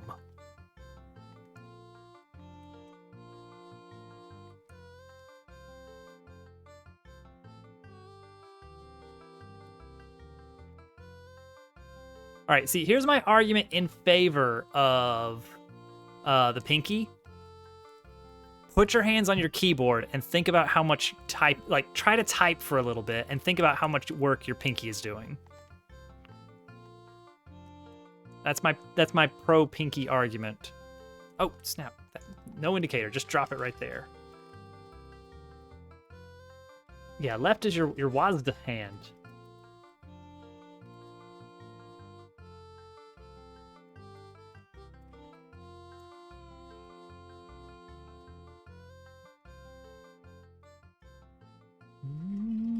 Boom, boom, boom, boom, boom.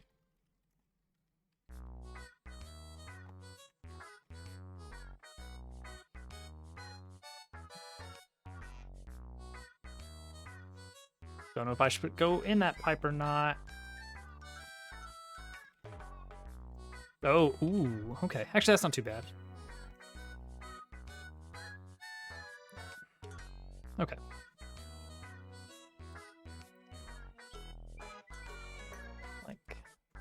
I use my right pinky a lot for shift on the keyboard. Yeah, right ring might be the one. Yes, yes, the death, disability, and dismemberment policy. Because it specified the amount that would be covered in the event of dismemberment, and it was on a per limb basis. It was all right, for a hand, for a finger. Was it 10? No. It wasn't No. Wait a second. Hold on. I remember exactly what it was.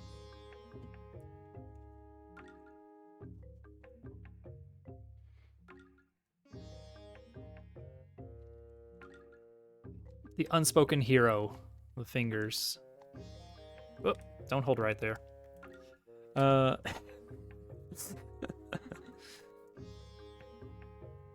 mean, if those numbers pan out, that you could be looking at $100 for all these digits.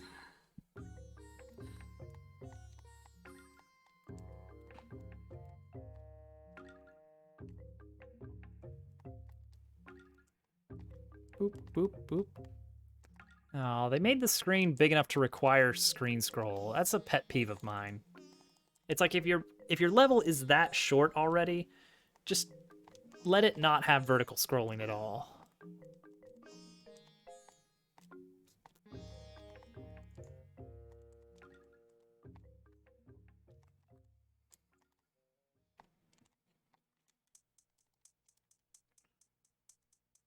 No cap, for real, for real. French.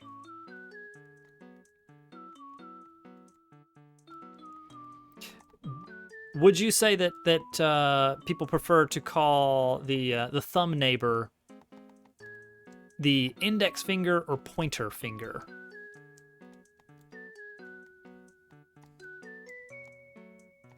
I feel like we're near the end. There it is.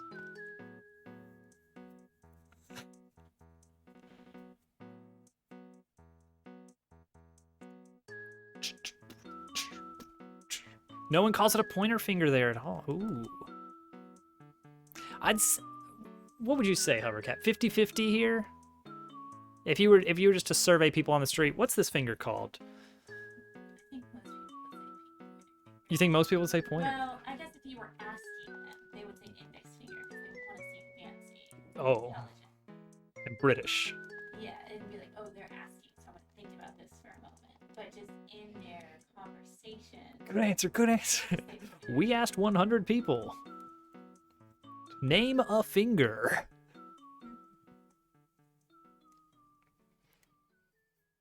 What's the deal with the answer?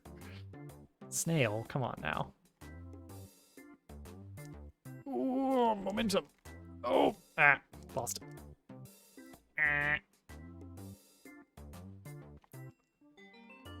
Toe? Show me toe. I need a lot more momentum there.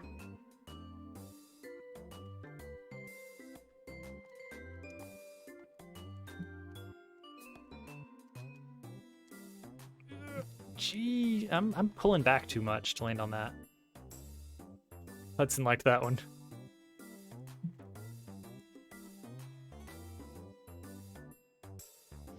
Well, I hope you enjoyed what you heard. Especially the 10-minute rant I went on about Unity, even though I've used it for like less than 10 hours. Oh, good answer, good answer.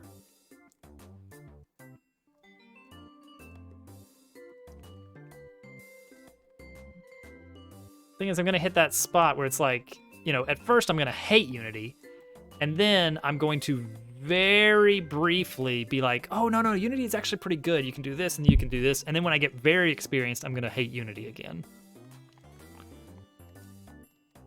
All things in cycles.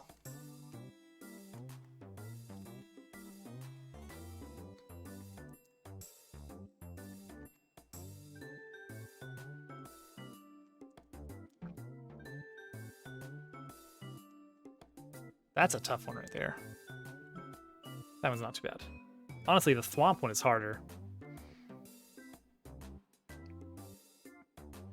Bad at SMW. No.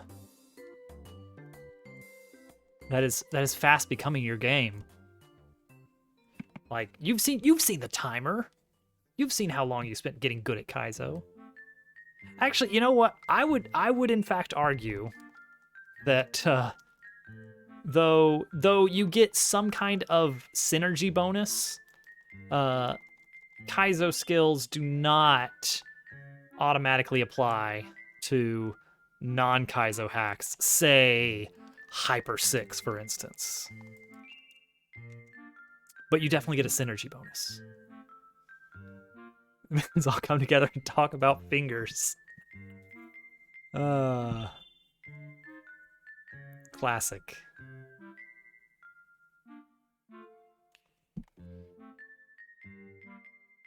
Hey, it's 3D World, therefore you must start with a long jump. It is the law. I don't make the rules.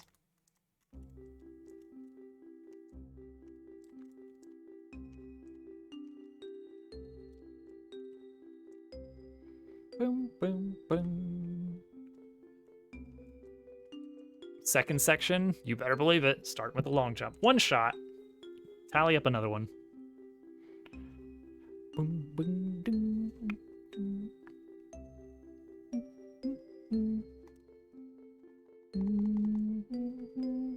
Donkey Kong. Okay, Donkey Kong 64. I was like, what is this from? This sounds like Banjo-Kazooie, but no, that can't be. Because I know all the Banjo-Kazooie music, like, very well. That was my jam, Banjo-Kazooie. Oh, but it was the other Nintendo 64 collectathon featuring an animal protagonist.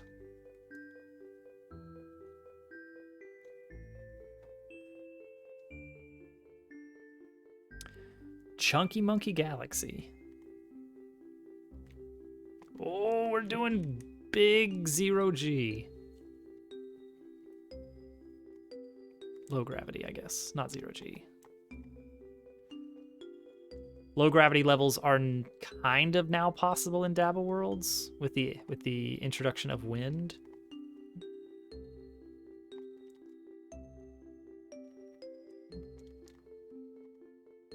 Oh, I don't feel like he got destroyed the way he was supposed to.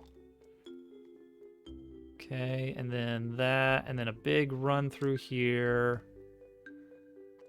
Control jump there. Okay.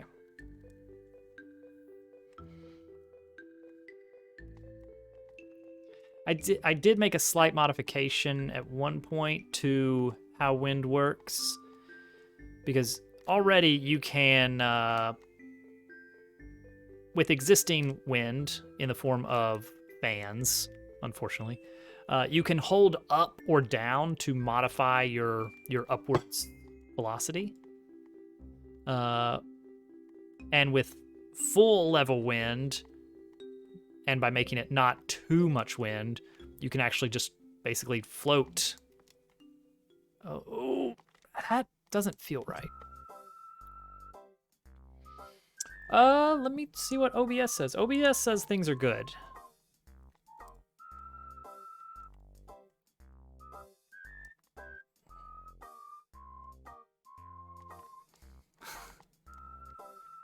That's a lot of dropped frames.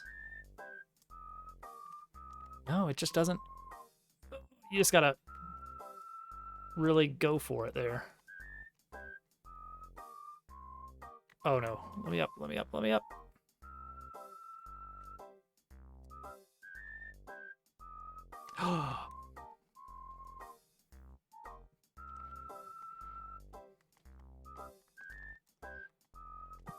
Is it still happening, Hudson?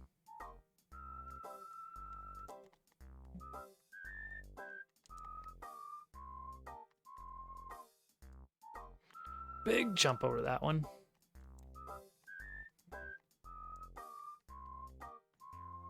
There we go. Oh, that's much cleaner there.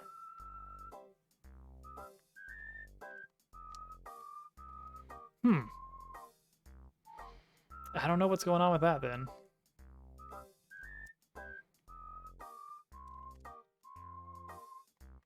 Oh no! Aha! Uh-oh.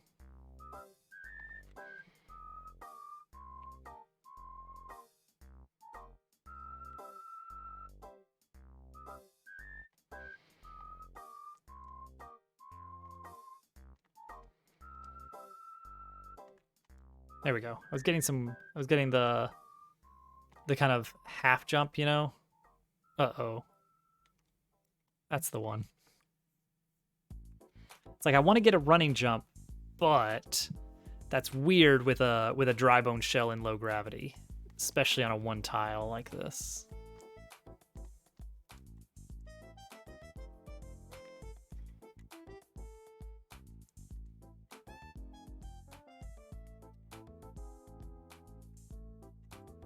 Hey.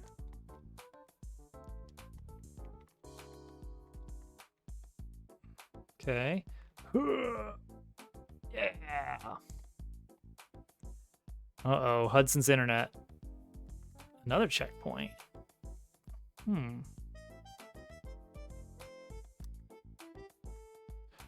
Ultra Star.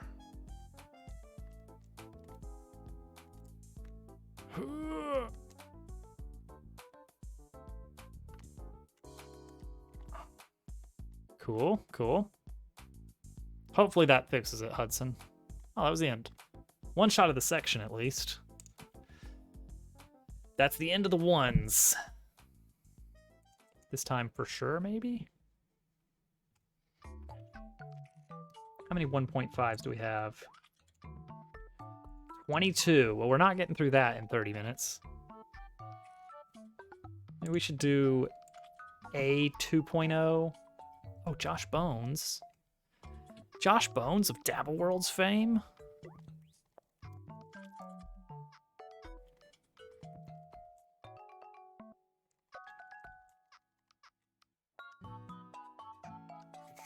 Incredible.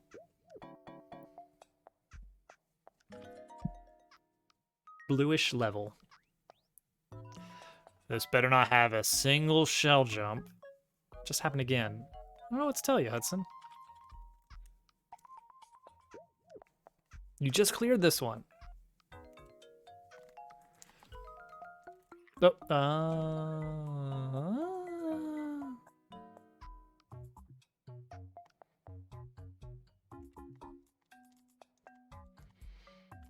Nope. Okay. Do I mid-air that one? There is a clear video available.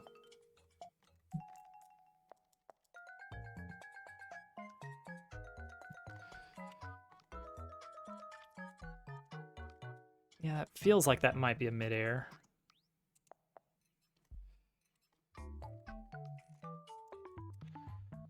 Let me see how he does this. Nope, that's a bump to the right. Bump to the right.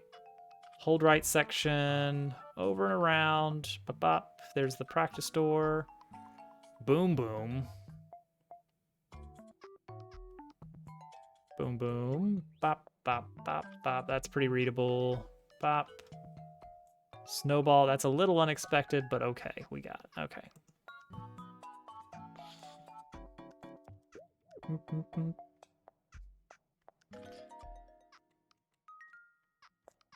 Okay, pretend I didn't fail like that.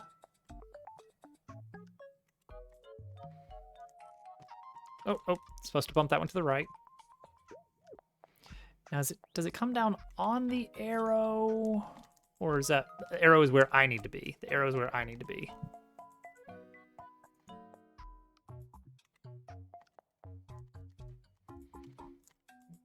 Ugh.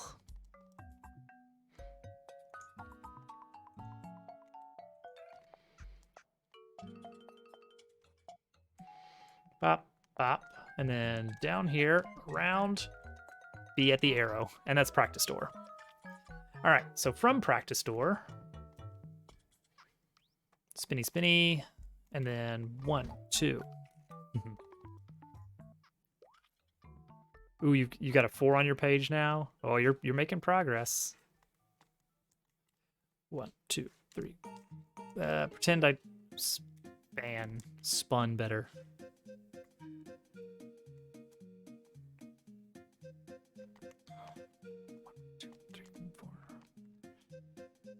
Oh, right. That's gonna, you just gotta push through the arrow, up, then hold jump.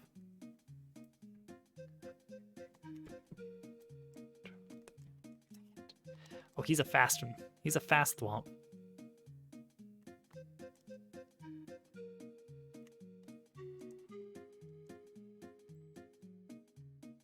And down here.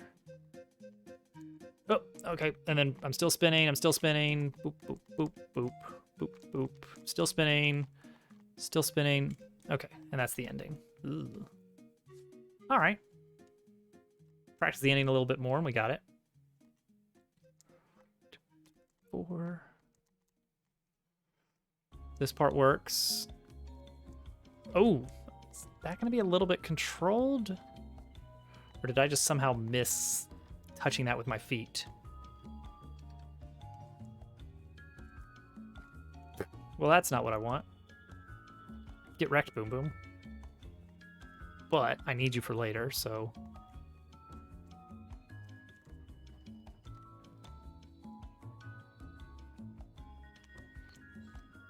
Yeah, I think that might be a little bit controlled, so that'll be...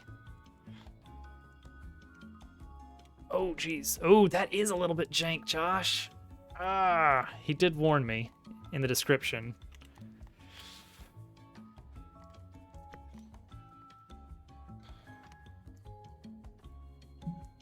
Ow.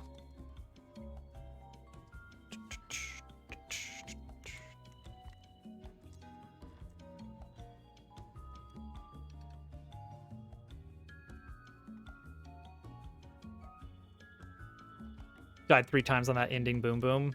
It's a little bit jank, it seems. Janky level, mate.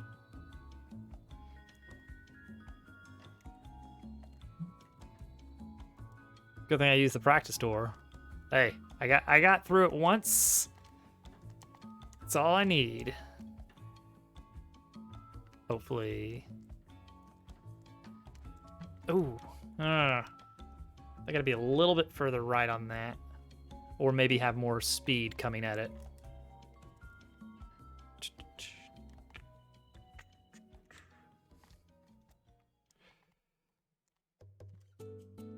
Yeah, I think it's just I need to have the momentum.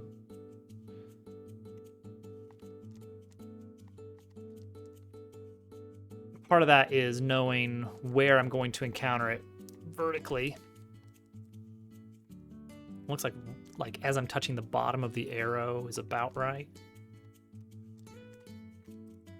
On that first arrow on the left, like I'm in the air for a long time before I bonk the shell. But this one, it's like as I'm touching the arrow is when it happens. And that one, it's about as I'm approaching the top of my jump. Oh. What's Gracie doing? Oh, okay.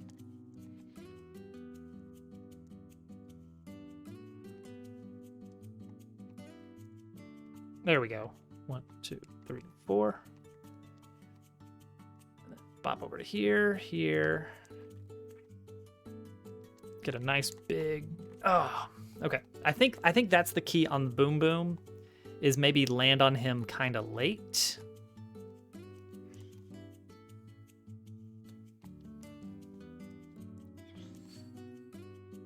One, two, three, four.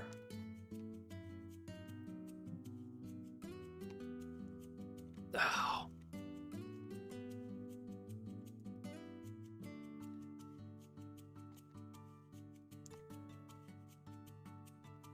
Bop, bop. That tech right there is just black magic. Like, there's no reason that should work. Well, bye, Boom Boom.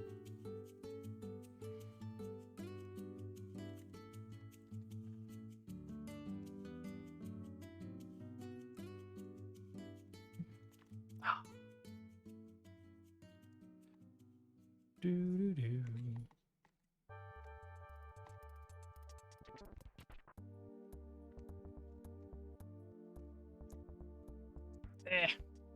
Get me up there.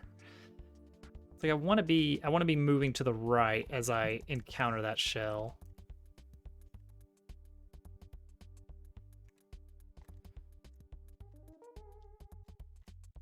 Well, kind of like that, but better.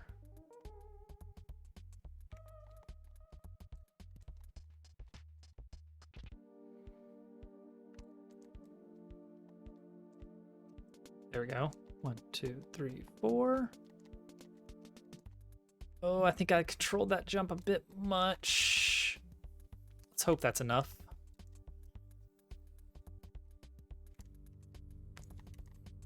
Boom, boom. Get over here. All right, that's 2 deaths on Boom Boom at the end. This is the one. 1, 2, 3, 4. Bop, bop. Whiff. Total whiff. Yeah, that's probably the strat for getting Boom Boom to line up better, is just hit him a little bit further to the right at that point. Any whiffers? Any bappers? Ah.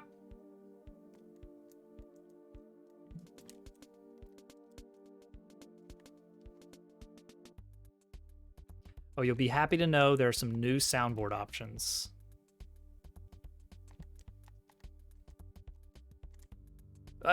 Whoa. Okay, that wasn't me. He just careened off to the left, despite my best efforts. I'm putting that squarely on Luigi's shoulders.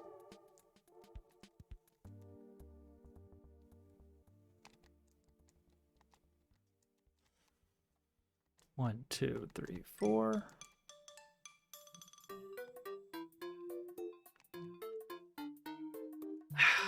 Same thing there, of me trying to jump a little bit further left to line up that shell better. And then as a result, my momentum is all screwed up when I try to aim for Boom Boom. Controller, please.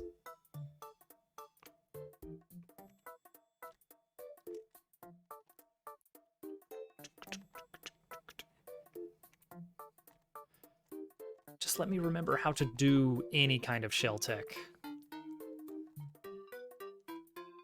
Oh, okay. That's not what you're supposed to do there, but I'll take it.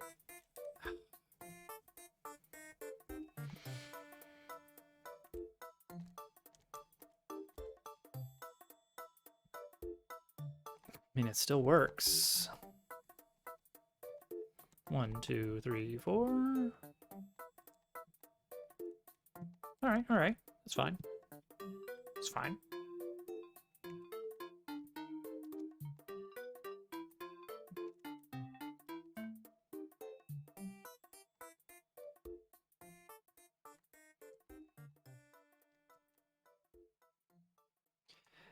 Hey, Ron. What's going on, man? How you been?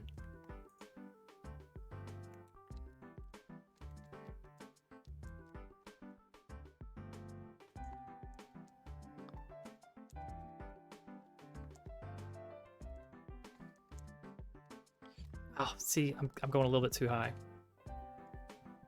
But all right, keeping busy. Haven't been doing much Maker.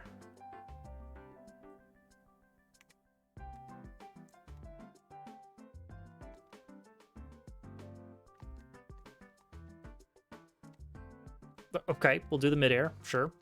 And we'll die. Not a bad thing. Yeah. I'm okay with that, honestly. It's like, as much as I like the game, and as much as I've heavily invested my time into getting good at it, there gets to be a point where I'm like, I don't want to play another, of somebody's super world, as proud as they are of it, I'm sure. I don't want to do another of the exact same, precision level or Kaizo level. Oh, dang it. But every once in a while, I still get the itch to be like, you know what? I do want to just jump on the exact same shells for like 2 hours tonight. I'll do it. I think the important thing for my sanity is just to not invite viewer levels into that experience, as I once did. Oh, I've not died that way before.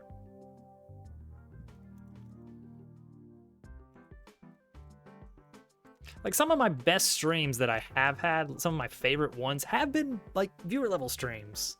But it's such and some of my worst have been viewer level streams. It's just a huge dice roll on what people are going to be like. What kind of levels you're going to get, what the atmosphere is going to be like.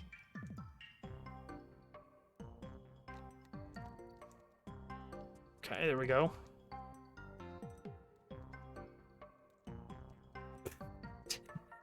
Cool snowball, bro. Yeah, you get it, Hudson.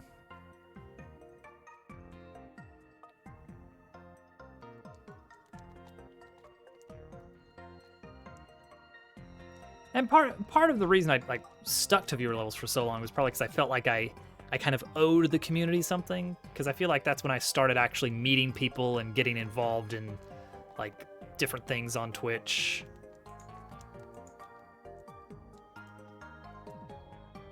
But honestly, I'm okay with just kind of letting Maker be a sometimes thing.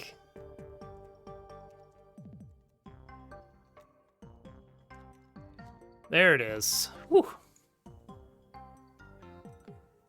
you go, Josh Bones. It's just a 2.0 even. All right, we'll ramp up the difficulty and pick something a little bit harder here. Well, there's a lot of 2.0s. Less and less often. Yeah, I get it. I get it. You're on the 4s now? Oh, onto A4. Any 4 in particular?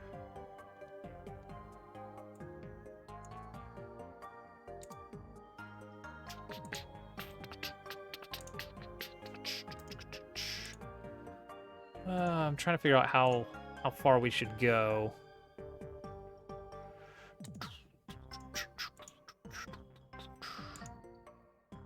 Bicky Rudy. 4.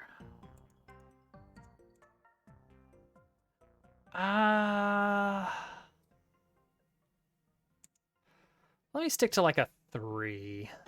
I'm not gonna go. Oh, congrats.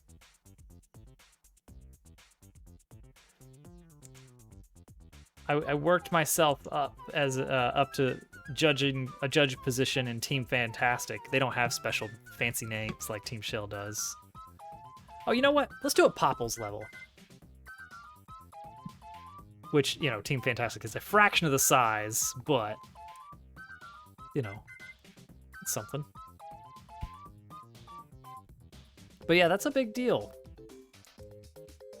Team Shell is really big. SFF. I'm gonna go out of my way to do a Popples level. Popples has been doing a lot of stuff on Dabble Worlds. Oh, apparently I've tried this one. Oh no. All right, well, that's probably fine. It's probably nothing to worry about.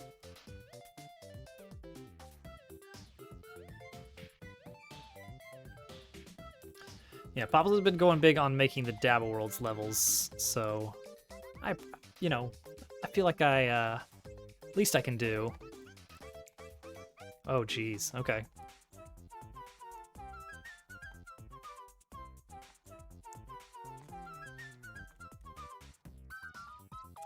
I don't know how many points I have, but I don't feel like it's that many.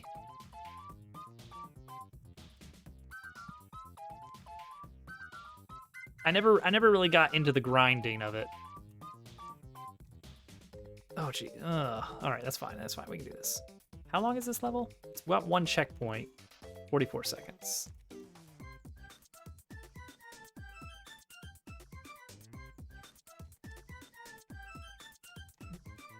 Never used it much. I think I got enough to get like a badge color that was slightly fancy, and I was like, cool. Meow dive. Assisted meow dive. Is that a meow dive? I don't know. Yeah, if you're just going for pure points on any of the maker teams, it's all about just do the easy stuff. Ooh. Okay, hold jump after bouncing on the note block. I love this song. This is from Yoshi's Crafted World, I think, which I have but never beat because I just didn't have very much fun with it. But it's a very cute little game. Probably play it with my kids someday.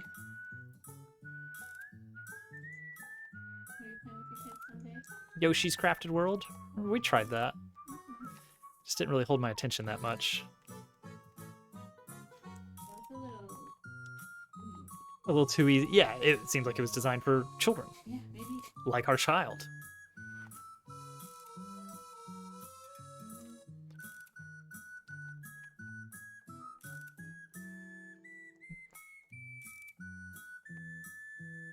Oh, jeez. Suddenly, it's just boom, boom, boom, boom, boom, boom, boom. Discord notifications everywhere.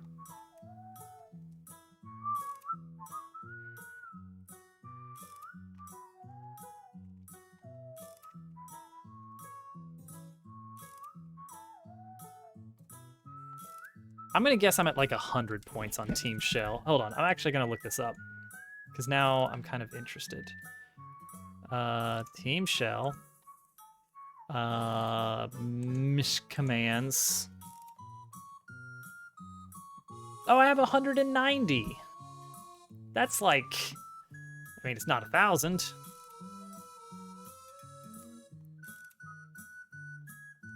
Bum, bum, bum, bum.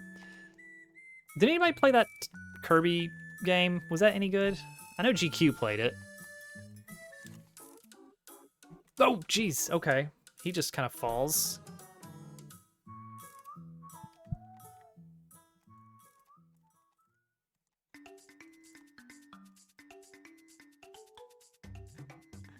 I have submitted 0 levels.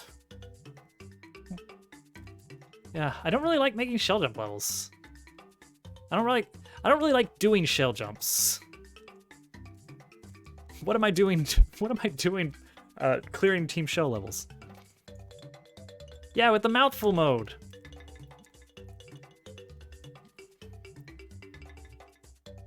Carby. Carby.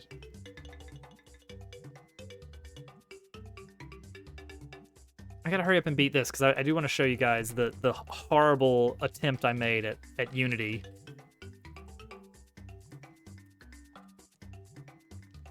Because who knows? It could lead to some great things. Dabble Worlds was pretty good. Nope, I'm dead. But that wasn't Unity. That was in a language I actually understood. Actually, so Unity is under the hood. It's all C# stuff.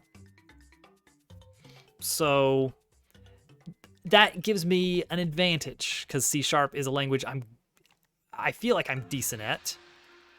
I'm not as constantly breathing it in like I am JavaScript.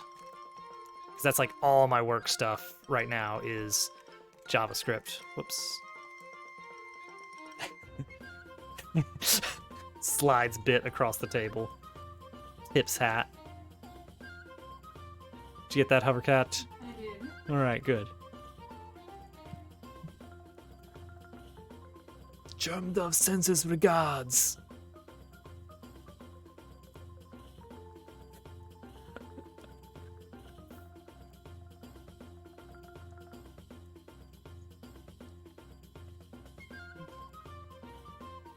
McFixit. Wah wah. McFixit, you're like a C#. You're a C# guru, aren't you? Oh, dang it. We made progress. That was 14 seconds in. Used to be. You know what? I don't feel like at its core, C# has changed a whole lot. What am I zine on that? Get out of here, snail. Shoot.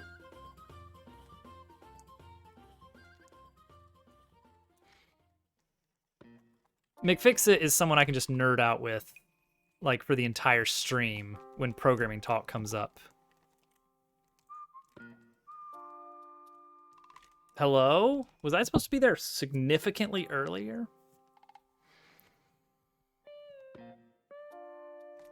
Don't make note blocks jankier.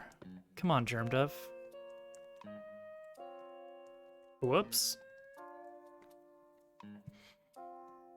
Oh. Alright, yeah, triple equals is a little bit much. I get its purpose and all. Triple equal isn't even, that's not even TypeScript specifically. That's just ES6, I think, maybe.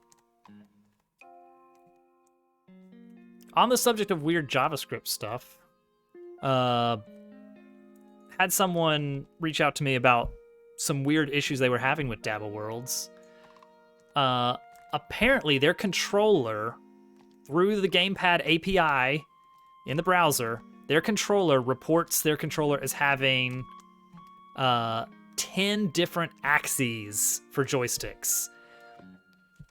Just to be clear, the average number for a 2-stick gamepad should be 4 axes. Left up down, left horizontal, right stick vertical, right stick horizontal, and that's it. Somehow theirs is reporting 10.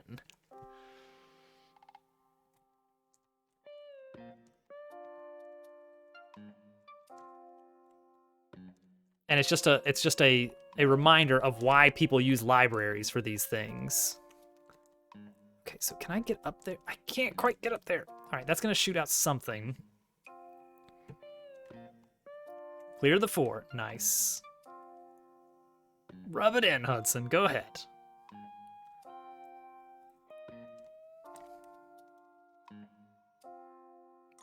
And the of course, the reason that I was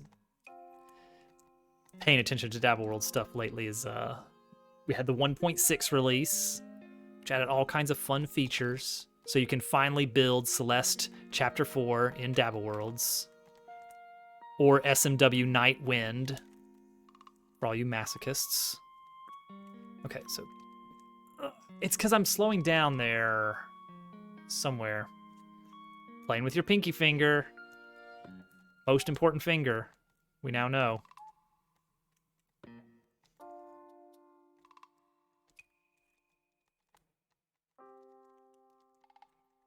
It's like right there. I need to really, really hurry to get that piranha at a height that I can hit the block at. Now what's going to be in that block, I have no idea.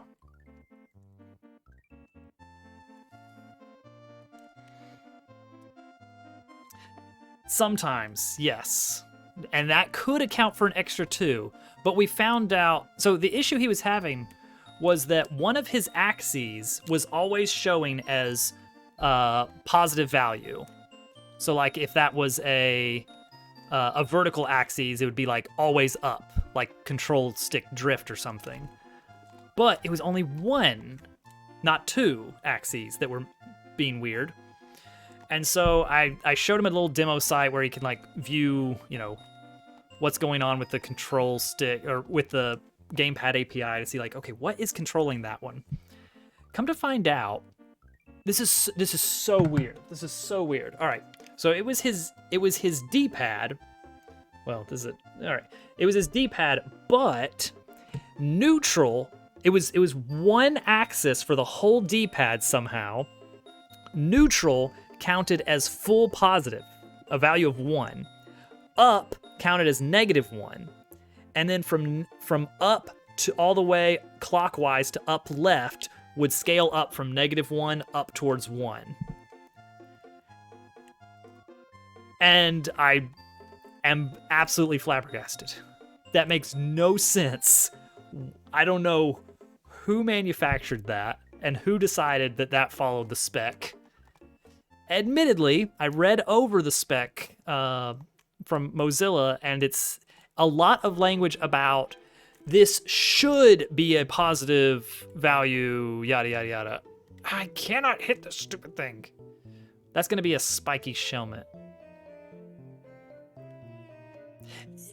All right, I will say I've got an SNES style controller, and it does use D-pad as an axis, but it also uses them for buttons. D-pad is supposed to be 4-button, but I guess to accommodate games that are looking specifically for a left joystick, it counts the D-pad as both the left stick and as D-pad buttons. So it triggers both of those API actions.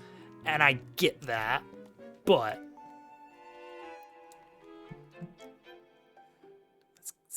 that's a lot of speed I need there.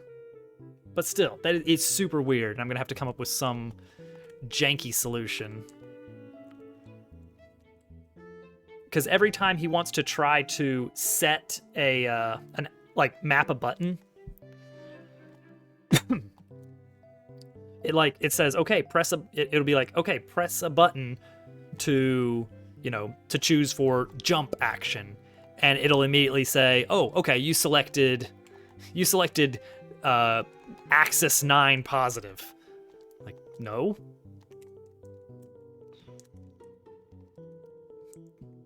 Definitely did not.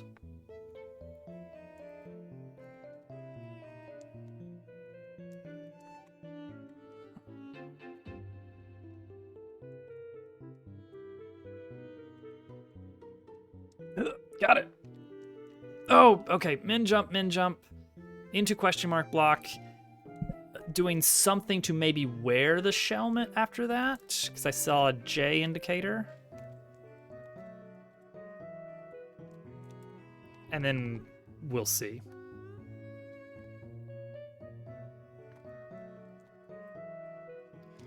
No, but I've gotten back into Unity to try and learn a little bit of it. My first experience with it a few years ago, I hated It was basically a whole lot of, I know how to do this in, X language. Why do I have to wrap everything up with like elements that exist in a game world and have why does this logic have to live in something floating in space, invisible or not? I don't agree with that. I don't agree with it. And you know what? Maybe there is some way that like once I get into the moderate levels of it, it's like, okay, that was just a convenient way to teach the concept, but we don't really need it to act that way. Here's how you can just have code that hooks into such and such thing. But like all of the early stuff is like, all right, you wanna do this? Too bad. I tried to make Breakout, which is a game I felt like would be a great one to start with, because it's like, all right, this is gonna teach me things like handling collision of things, and how to like change the velocity of things and delete objects from the game. But it turns out like Unity really doesn't want you to be messing around with the physics engine on your own. Like, they've got a physics engine and they want you to use that. So like if you want to make a very simplified set of physics, like as you would see in a game of Breakout, where it amounts to if hit wall, just reverse direction and that's it. If you want to do that in Unity, it's like you have to switch off so many things. It's like, all right, first off, get rid of gravity. Okay, first off, no gravity. Secondly, no friction, because we're doing that automatically. You didn't ask us to, but that's what we're doing. We're gonna have friction by default. And then then full bounce physics. Everything has to be made of a material that you define that is perfectly elastic. And here's the big one: you have to update the threshold for a bounce, because anything below that threshold by default will be an inelastic collision, and therefore will not bounce but merely apply its momentum to the thing it hit. And so you're just trying to like do this simple stuff. Like, I just need to have an immovable box and a perfectly bouncing ball in it. And that's like weirdly a lot of hoops to jump through for something that in JavaScript, I could bang that out in like, 10 minutes? If that. A lot of that is just looking up the proper way to do a draw arc to get the circle bouncing around. It reminds me of, I keep drawing the parallel to building things in a maker game. And it really reminds me of the time that GameCube tried Game Builder Garage, and he tries to build a level, and then his character like breaks out of the level, of the little demo box he built. Registers his D-pad as a hat. Oh.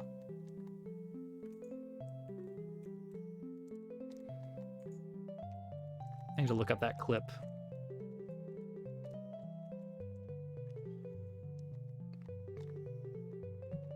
Big jump. All right, we're done. I haven't checked out Godot yet. What was the other one that I wanted to maybe look into? Unreal. And I did Lumberyard a long time ago, and I similarly did not like that. Too much waiting. That's Banjo-Kazooie. Stake my reputation on it. Click Clock Woods. But it's not a particular season. It's the underwater theme of it. XNA. I may look into Godot at some point. It's like maybe eventually my my disgust with Unity will get to be too much for me to bear.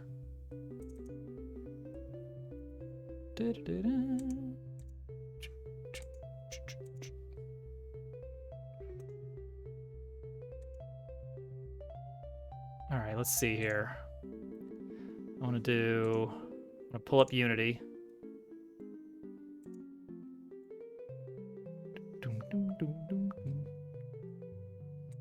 such a mess. Actually, I started a document of just things that I didn't like in building with Unity. A lot of it was just the unnecessary hoops for just making a game that doesn't just use, like, no physics. I don't want to use physics. 2 pages, nice. Didn't find anything. I wouldn't expect there's going to be anything about it. Let's see here. What do you spent? All right, it's already spent like 45 seconds just loading something. Oh, it's opening the scene. All right. Check out this janky piece of crap. There we go. Like, that's it right there. That's a modern marvel. And literally, this is all I needed it to do. And this took hours and hours to figure out how to get this. And it still doesn't do really what I would want it to do. Because of this weird thing of, like, if it lands on the corner, it's actually applying bouncing physics because, like, yeah, don't worry about that. I never even bothered applying limits to it. What I did want, this is something I went out of my way to do, was if you hit towards the middle of the paddle, it does a perfect reflection. If you hit kind of towards the edge of the paddle, it goes a little bit, it kind of bumps you a little bit further. But this thing about hitting the corners, it's using the built-in physics to handle, like, how should a ball bounce off of a corner? Like that, I guess. And it's like, in real Breakout, I don't want it to go veering way, way off because, yes, you did hit a corner. Like, I do want it to go veering off a bit because that is how Breakout works. You hit closer to the edge of the paddle, you get more lateral. But in no situation should it go so lateral that it's going, like, absolutely sideways. Because, it just hit a 45-degree angle, and that's the normal, and that's the vector it's going to travel down. All right, that's me just ranting about physics in Unity. But all that to say that, yes, I would like to make a 1,000-year door clone, but it's going to take a long time of learning. I figure I'm going to have to make a ton of little learning projects like that. So the face got turned off, which was great, until you wanted to register collisions. Exactly. It's like, I just want you to tell me if things are overlapping. And it's like, oh gosh, it's gonna be pretty expensive to have that running. It's like, well, why am I using Unity then? Ultimately, it does make me feel like there's a whole lot of, like, if you are building a game, a little 3D game with physics, then yes, absolutely. These engines are great. Go for it. But if you are building a straight up 2D game with very basic, straightforward physics, like Breakout, like, let's say Tetris even. Let's use Tetris as an example. That has physics, I guess. In that case, it's probably going to be a bit of a nightmare to use Unity until... Hey, Short, I'm wrapping up and ranting about Unity again. It's like, if you wanted to build a basic Tetris clone, build it from scratch.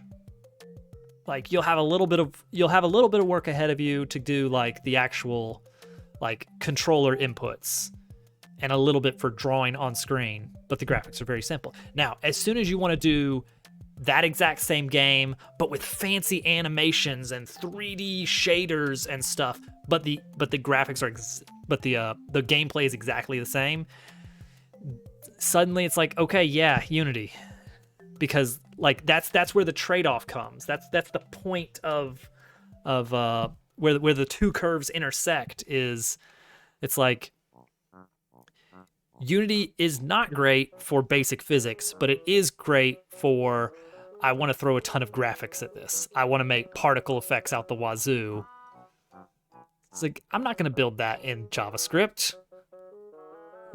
Well, there is WebGL. I shouldn't do this in JavaScript.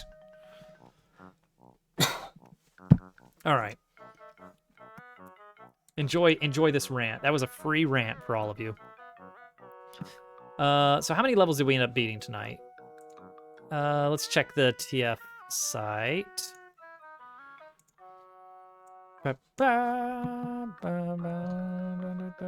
Let's see, level clears.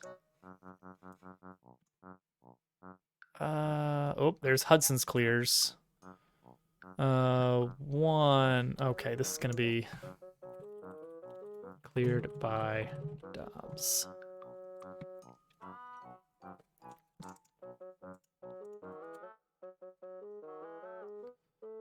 Oh, it's not gonna let me search for that. I guess because it's in one of these little containers. Thanks for the rant. You like the Unity rants. Good, because I love to rant about programming things. No, I've never touched Unreal Engine.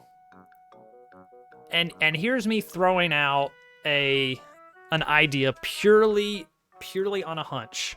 It's gonna be the exact same problems. It's gonna be pretty. It's gonna be really pretty. And you're still gonna have to do all these weird hoops if you want to build a basic game. A lot of the useless Twitch projects. The Twitch projects are fun. I updated my Twitch bot tonight so that I could add this to the soundboard.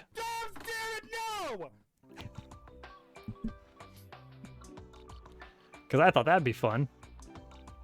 Actually, the soundboard is set up very easily. Oh, and I've also got mostly for GermDove. Hey, cut it out. We got that turtle jump scare. Hey, cut it out.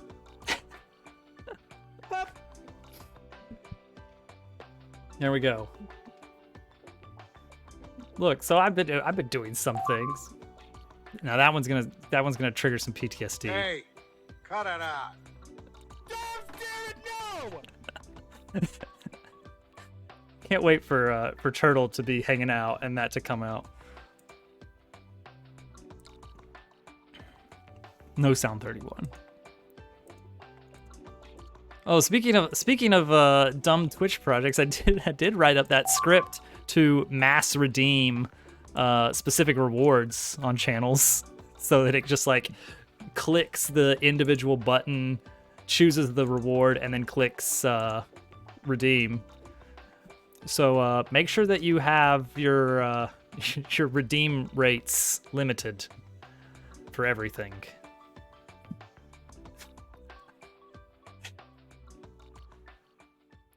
Oh, I would never, obviously. Nor would I use it on GQs for the reward that costs 1 point. Useless, bordering on evil. Basically.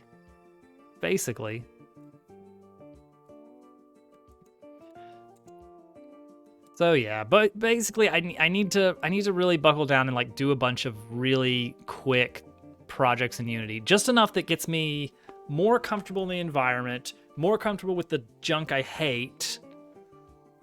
I think, yeah, there was some one quest tonight, definitely.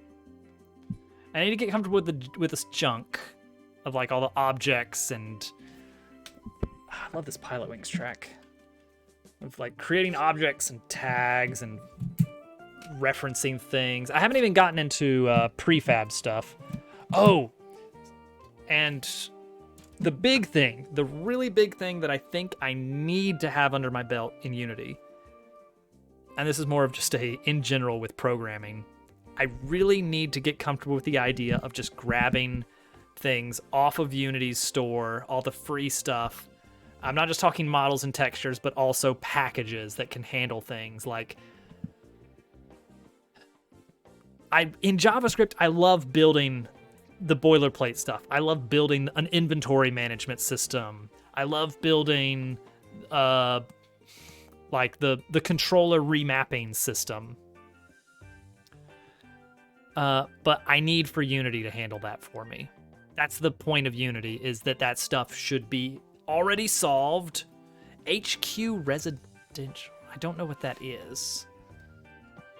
Got over that recently for Clip Studio's online store. So many good things there. This Diamond. Yeah.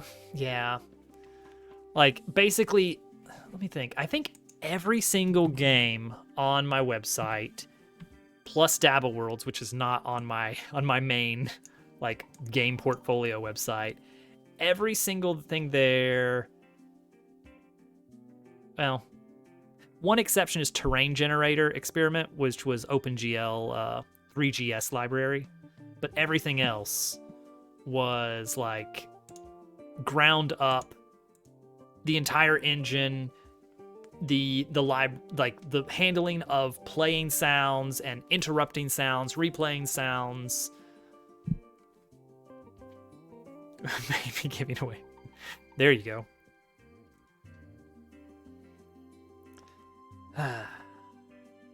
Yeah, I guess it's just kind of a tough thing as a programmer. It's this bit of like hubris that no. None of those libraries can do the exact thing I want to do. It would take me longer to learn how to use this library than it would for me to program it myself, working exactly the way I want it to. I think that's what it boils down to for me. And then you have to worry about like, oh, will this library wind up having some kind of weird licensing issue or this or that or something like that. But I think ultimately it boils down to whenever I need a library in place, I've already got in my head how I want to call it. And I'm like, oh, but if I get a library, I'm going to have to do that differently. I'm going to have to make an initialization call or something. Perish the thought. It's like, no, I could just write a little wrapper. Just a little wrapper class that just handles all of that. I could even do a little go-between. An interface layer. I'm supposed to do the layering. That's how you're supposed to do it. Now I'm looking at the things on my website. I haven't actually put anything up here in a while. I haven't even added Dabble Worlds to this.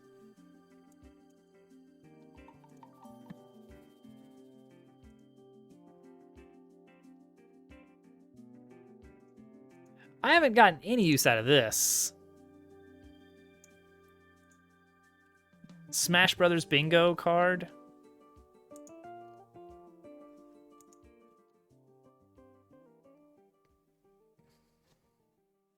The idea, this is a huge tangent.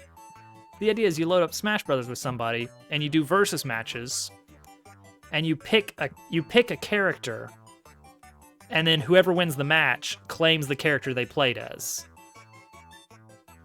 And you're supposed to use the same board as each other. So it's kind of a lockout bingo sort of deal.